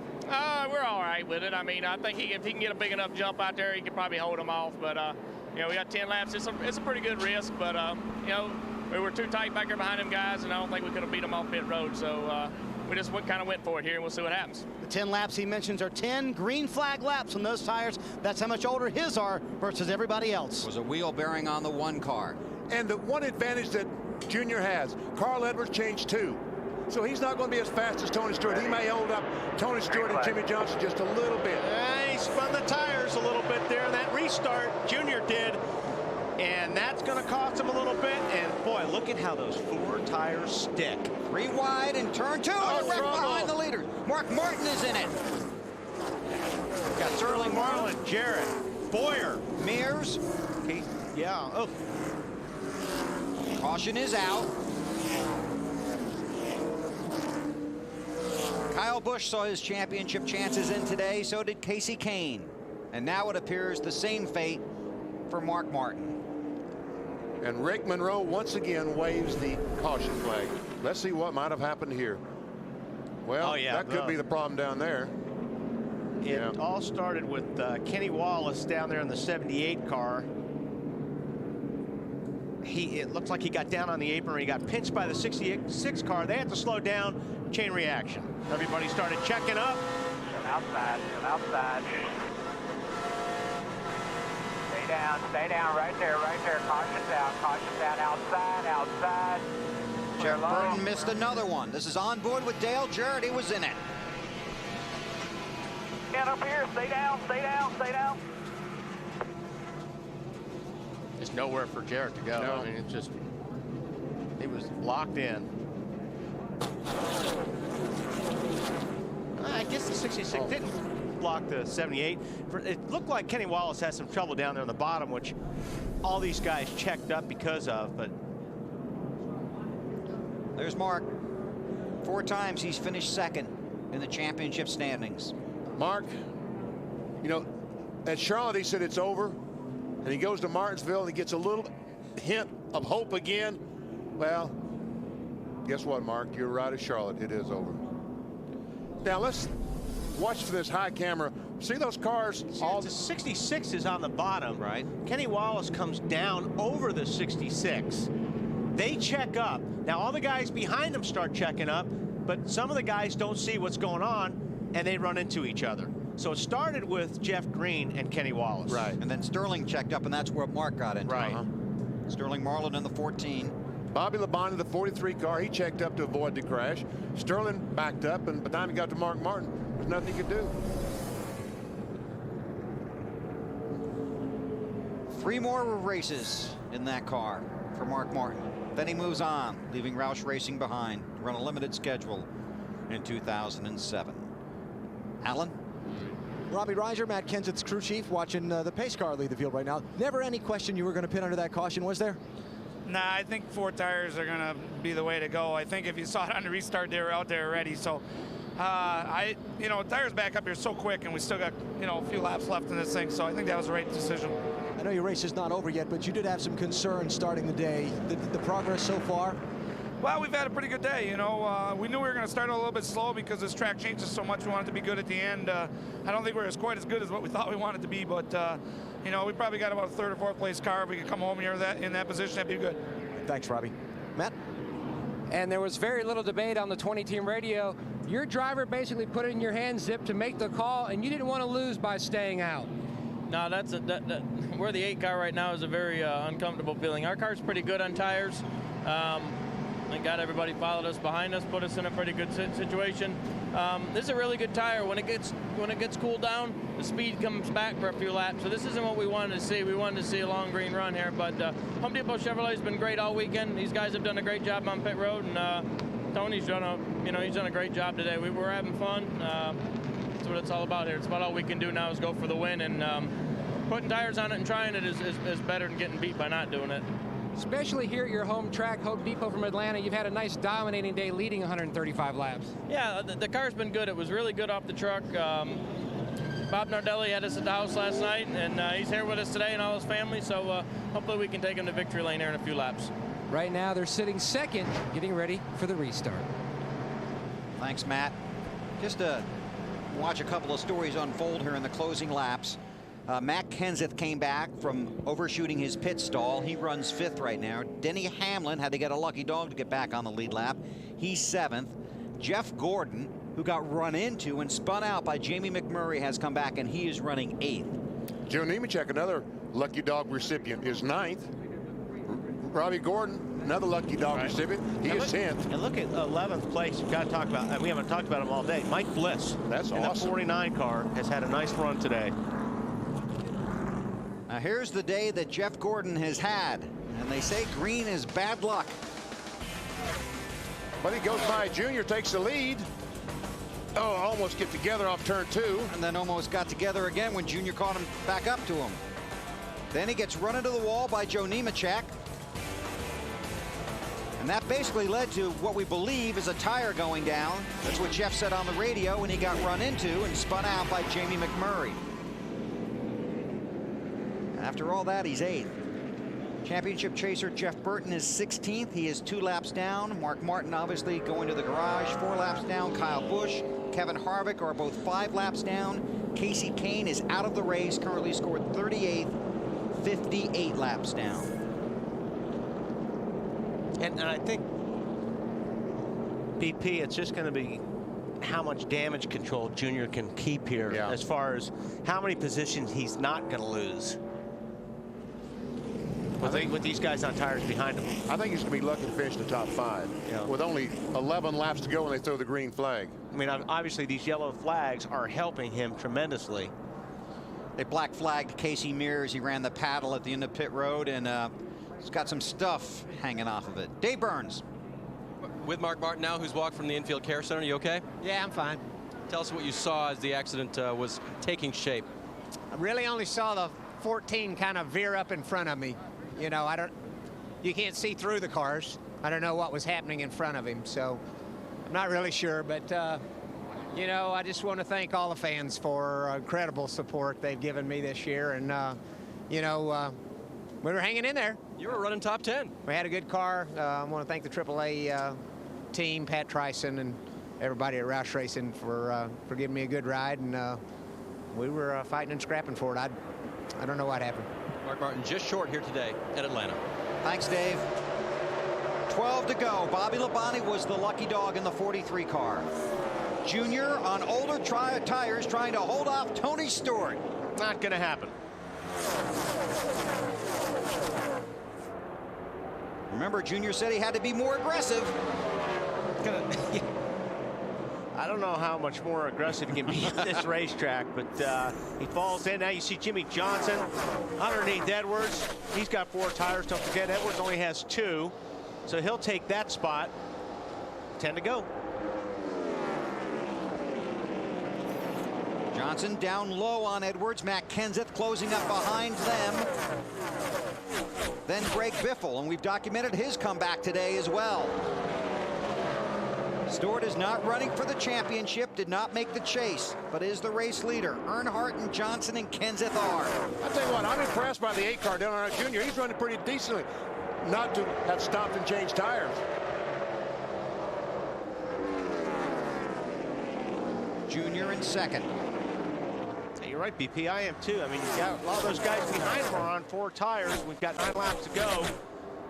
And the last time by, he was only a 1/10 of a second slower than Tony Stewart.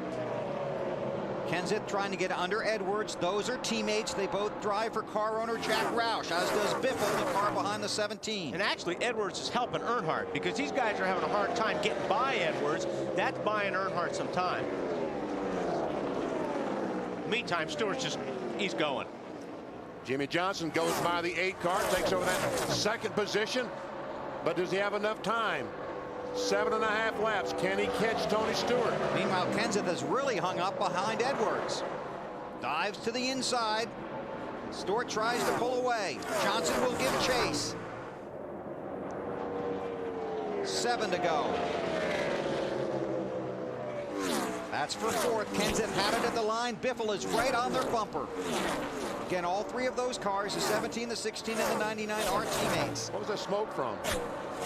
Oh, is that a fire down in the infield, I guess? No, I think somebody may have had a problem. There, whoever that is, that's Boyer. Yep. Kenseth squeezes in front. Now it goes after Earnhardt. Allen. I was just going to report on the fact that Matt Kenseth had not asked for any help getting around his teammate on the radio. His spotter had just said, I'll go down there and talk to Carl's spotter when Matt finished the pass. He never asked for any help. He raced him to get that spot. And Boyer is coasted to his pit stall on pit road. Kenseth tries to chase down Earnhardt for the position and the points.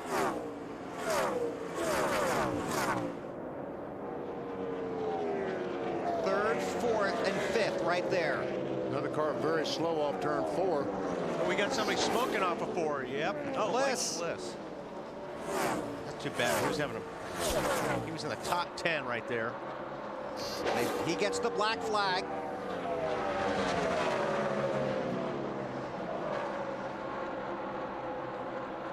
Kenseth trying to catch Earnhardt while Johnson continues to try and catch Tony Stewart. That 20 car has been awesome all day in tonight.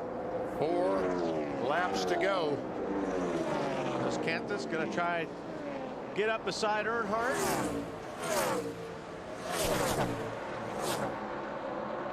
Wow. Boy, they come off that corner fast, don't they? Not kidding. Look how much faster the 17 is going into the corner, down on the bottom. 3 to go.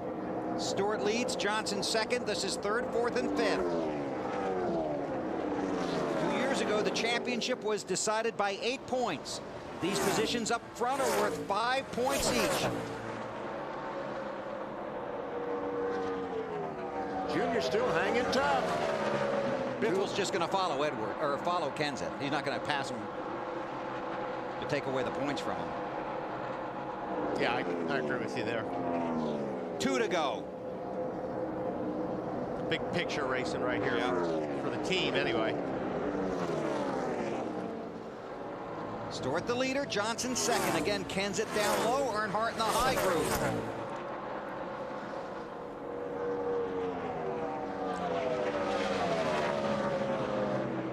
Junior making those older tires work. Had 10 green flag laps on them. Stewart takes the white flag, last lap at Atlanta. Can Johnson get there? Can Kenseth get 3rd from Earnhardt? And a car in the wall. The 07 car. Boyer trying to keep it high on the track. They've already taken the white flag. If the caution was to come out, the race would be over. Kenseth trying to make a move on the 8 of Earnhardt. This is for 3rd. Oh, Junior's getting loose. And so did the 17. Kenseth's got loose, got on the apron a little bit. Tony Stewart takes the checkered flag. Earnhardt. Just. That was close. Earnhardt's going. Did I beat him? Kenseth's going. Did I beat him? That was close. By 7 1/1000ths of a second, he beat him. Tony Stewart out of the chase for the Nextel Cup, wins at Atlanta. And sends a message for 2007. Jimmy Johnson, 2nd. There's Earnhardt.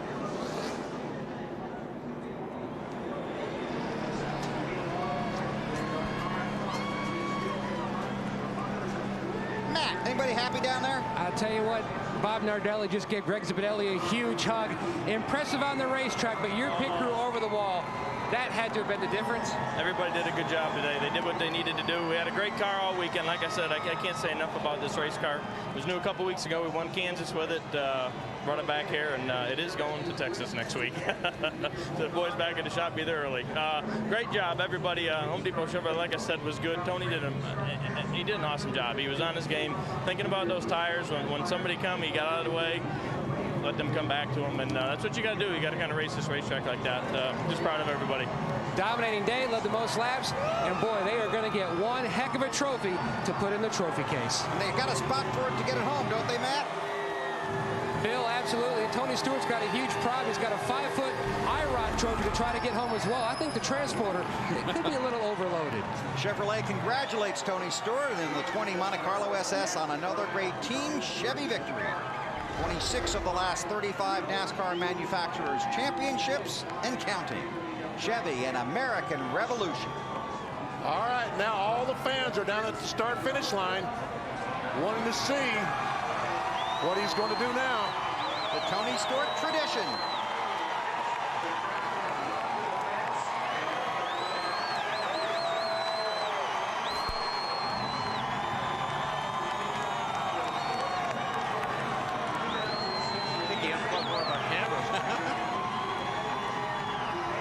Try and get in the flag stand.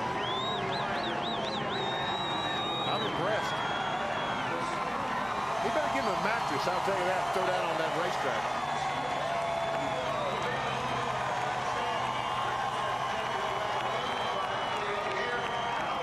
Climbing down is the hard part. He's going to take the ladder down. Good thinking.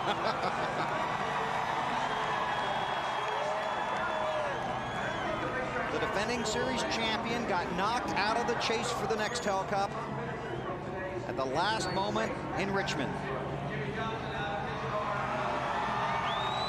Came back the next week, said we're going to win all 10. That hasn't happened, but very impressive run today. He's won a couple of them. Yeah. And this is the same car that won at Kansas out of fuel. Coasted across the finish line. I wonder what car to bring to Texas. You know what? We can ask him. Okay, Tony hanging out with Thumper, our camera guy there in the flag stand. Meanwhile, let's go down, hear from the guys that were in the race as well.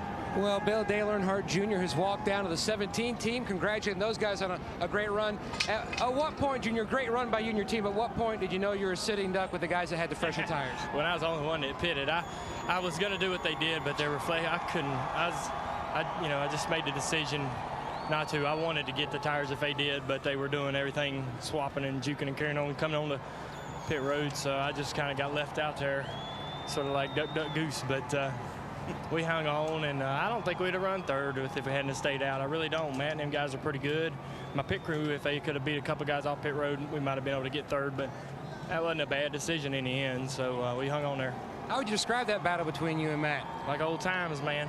One of my good friends, and I enjoy racing with him, and we don't really get to do it that often in the Cup Series.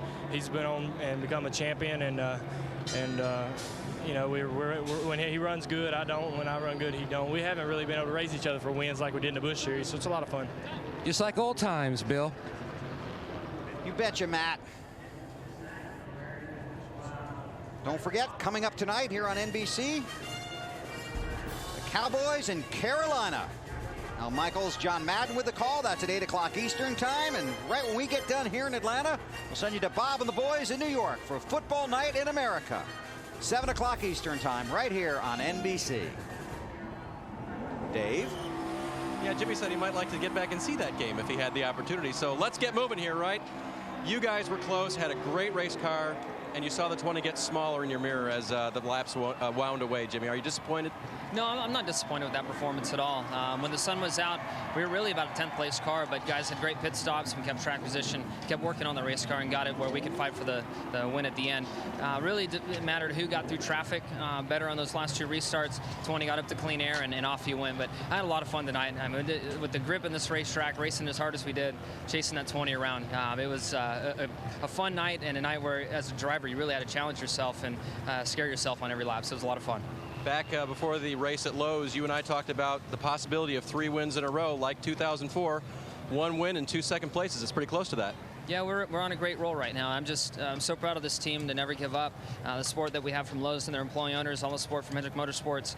No one's been down and out. We weren't where we wanted to be when this chase started off, but we had the speed in the cars, and now we're getting the results. They've been as bad as 165 points away, now just 26. Matt? An up and down night for Matt Kenseth, which ended on the up note. But boy, describe this day, because it was unusual.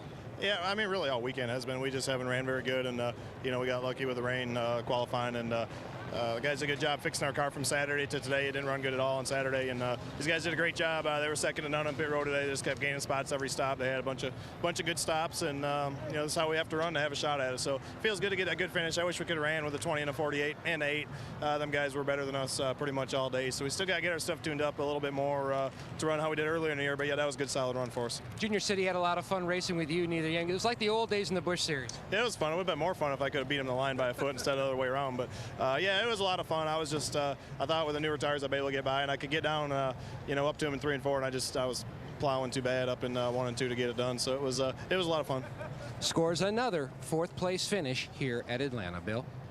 Thank you, Matt. Tony Stewart won here in March of 2002. He is back in victory lane in October of 2006. Ready to celebrate, and here's Alan Bestwick.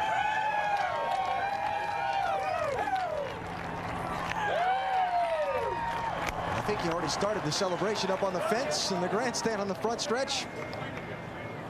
He had a request to do a burnout through the sponsor's logo out on the tri-oval grass.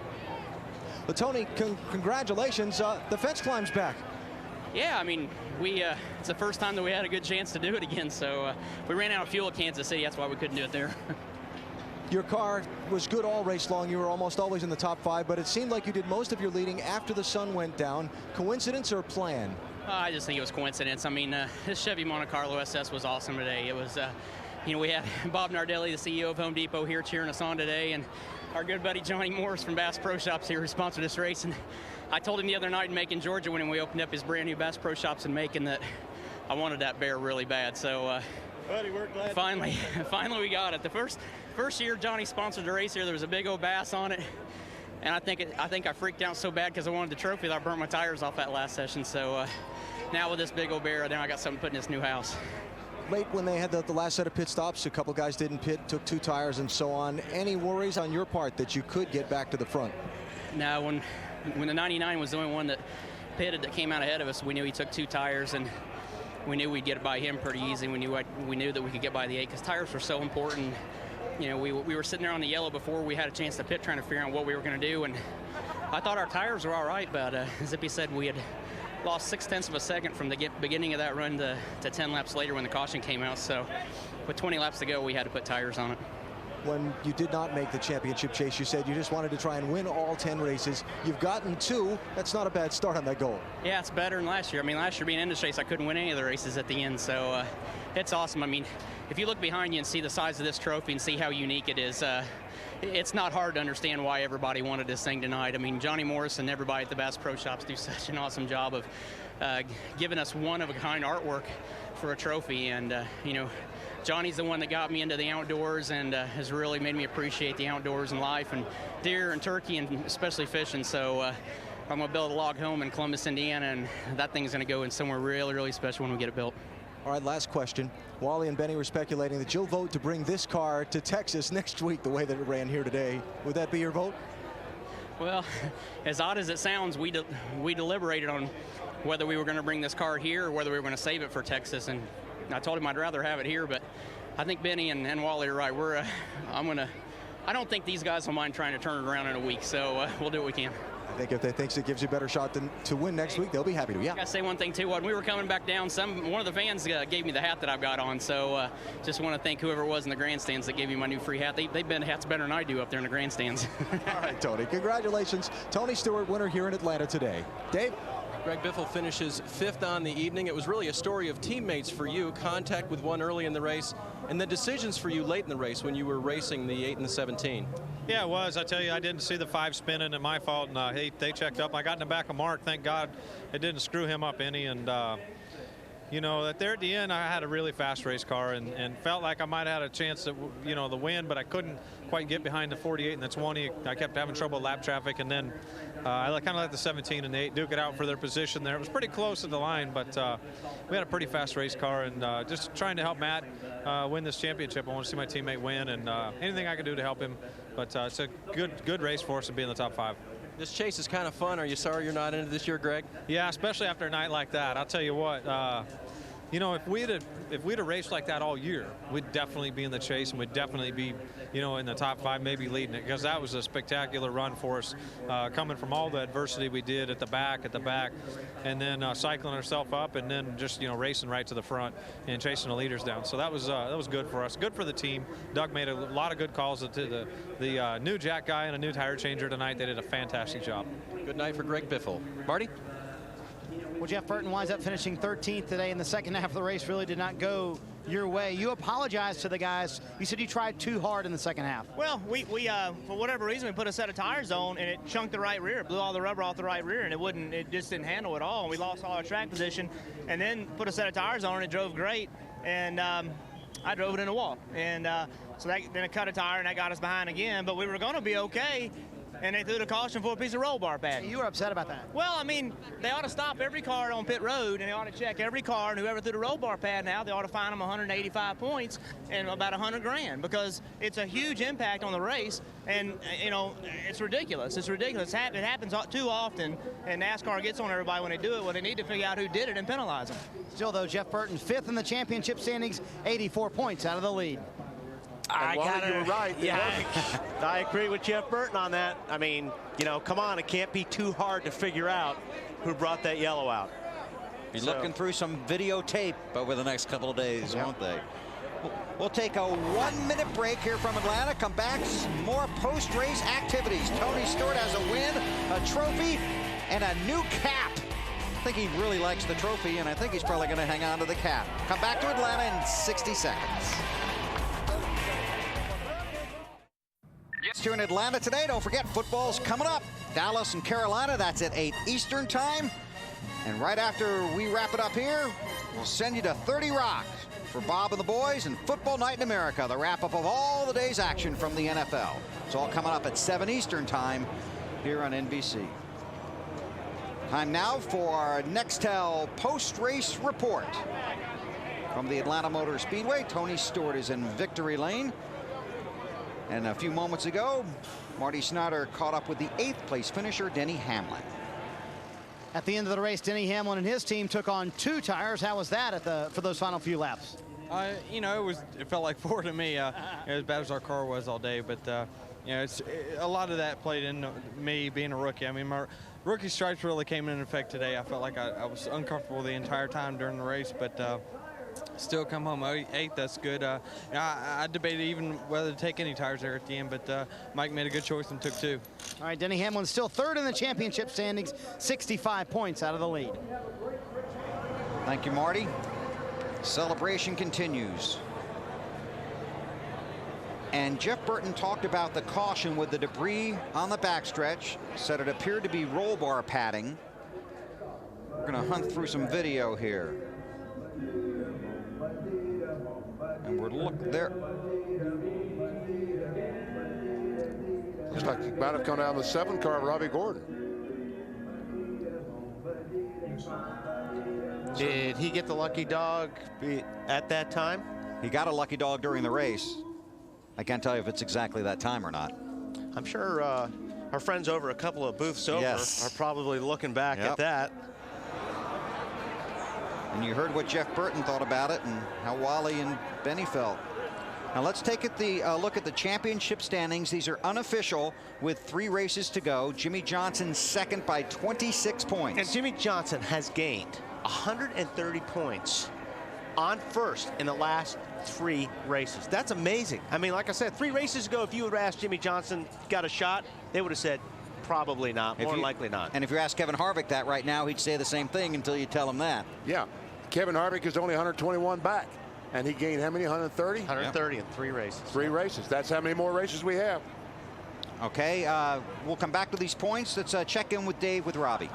And I think he's looking for a hat back here or something. He just stepped back in. We had him a second ago. No, now we lost him all the way to the front of the hauler. Bill, we'll get back to you. Okay. Keep working it hard down there. Taking you back into the garage where the haulers are. We can pop those points back up so you make sure you get a good look at them. But first, you ready down there, Dave? Yeah, we're catching up with Robbie now. The back of the hauler was coming down. Come on in here, Steve. Pull back. We got a little more cord back in there. Okay, very good. So, top 10 finish for you. Great night for you. We were looking at some debris possibility coming out of your car, roll bar padding, anything like that going on? Not that I'm aware of. You know, we had a good run tonight. We broke a diff late in the race and had a shot at probably better finish than 10th. So I'm pretty happy with the run we had tonight. And we're looking for, okay, Rob, we're showing it now here just so you can get a look at it. Can you guys run it back one more time because we didn't have it right in here. There you go. I'm messing up his hauler here. Robbie, there's your car. Does it say? What'd you see? Back it up one more time, guys. We just get Robbie get a good look at this. Keep going. Keep going back. Back, back, back, back. We just want you to take a look because we're trying to figure out. It may have been something you ran over as well. Might have been something I run over because I definitely didn't throw anything out the window, so I don't know. Okay, we appreciate it. Top 10 run for you tonight, though. Yeah, let's roll it out and check it out. Looked like it came out from the back of the car, actually. Okay, how did you guys have been lucky dog a couple times tonight. I mean, it was, you were, I mean, it was a great comeback for you guys. Yeah, we had a really good night. We lost, we had one bad pit stop. We lost a lap with that, and that hurt us. And, you know, we had a good car. We had a top 10 car all night long. Just started last, and it was hard to get all the way back to the front. Great. We appreciate you taking the time, Rob. Thanks. Bill? Thanks, Dave. And that will be a topic of discussion over the next 24 hours for sure. Tony Stewart celebrates here in Atlanta. Saturday on TNT at 2 Eastern, it's NASCAR Busch Series racing from Texas, presented by Star Motorcycles. Then next Sunday on NBC, the chase for the Nextel Cup continues with NASCAR Nextel Cup racing from Texas. Coverage begins at 2:30 Eastern with the Bank of America countdown to green. And don't forget, coming up next here on NBC, it's Bob, Chris, Sterling, and the bus for a football night in America. So we saw the points. You think Harvick's there? Is Gordon too far back at 146 in 7th spot? Yeah. I believe he is. I think he is. Just 3 races to go, I believe he is. And Matt Kenseth obviously is one of the most consistent guys in this sport. He's on top, and we're going to tracks that you would expect him to run well at. And once again today, we thought he was going to be miserable, and he comes out of here. He turned that mud pie into apple pie. Exactly. 4th place finish. Somebody talked about that earlier today. Well, that was you. Good job, Wally. Well, we enjoyed it. Hope you did too. Just 3 races remain in the chase for the Nextel Cup. Don't forget, football's coming up. We'll see you next week right here on NBC. Good job, buddy.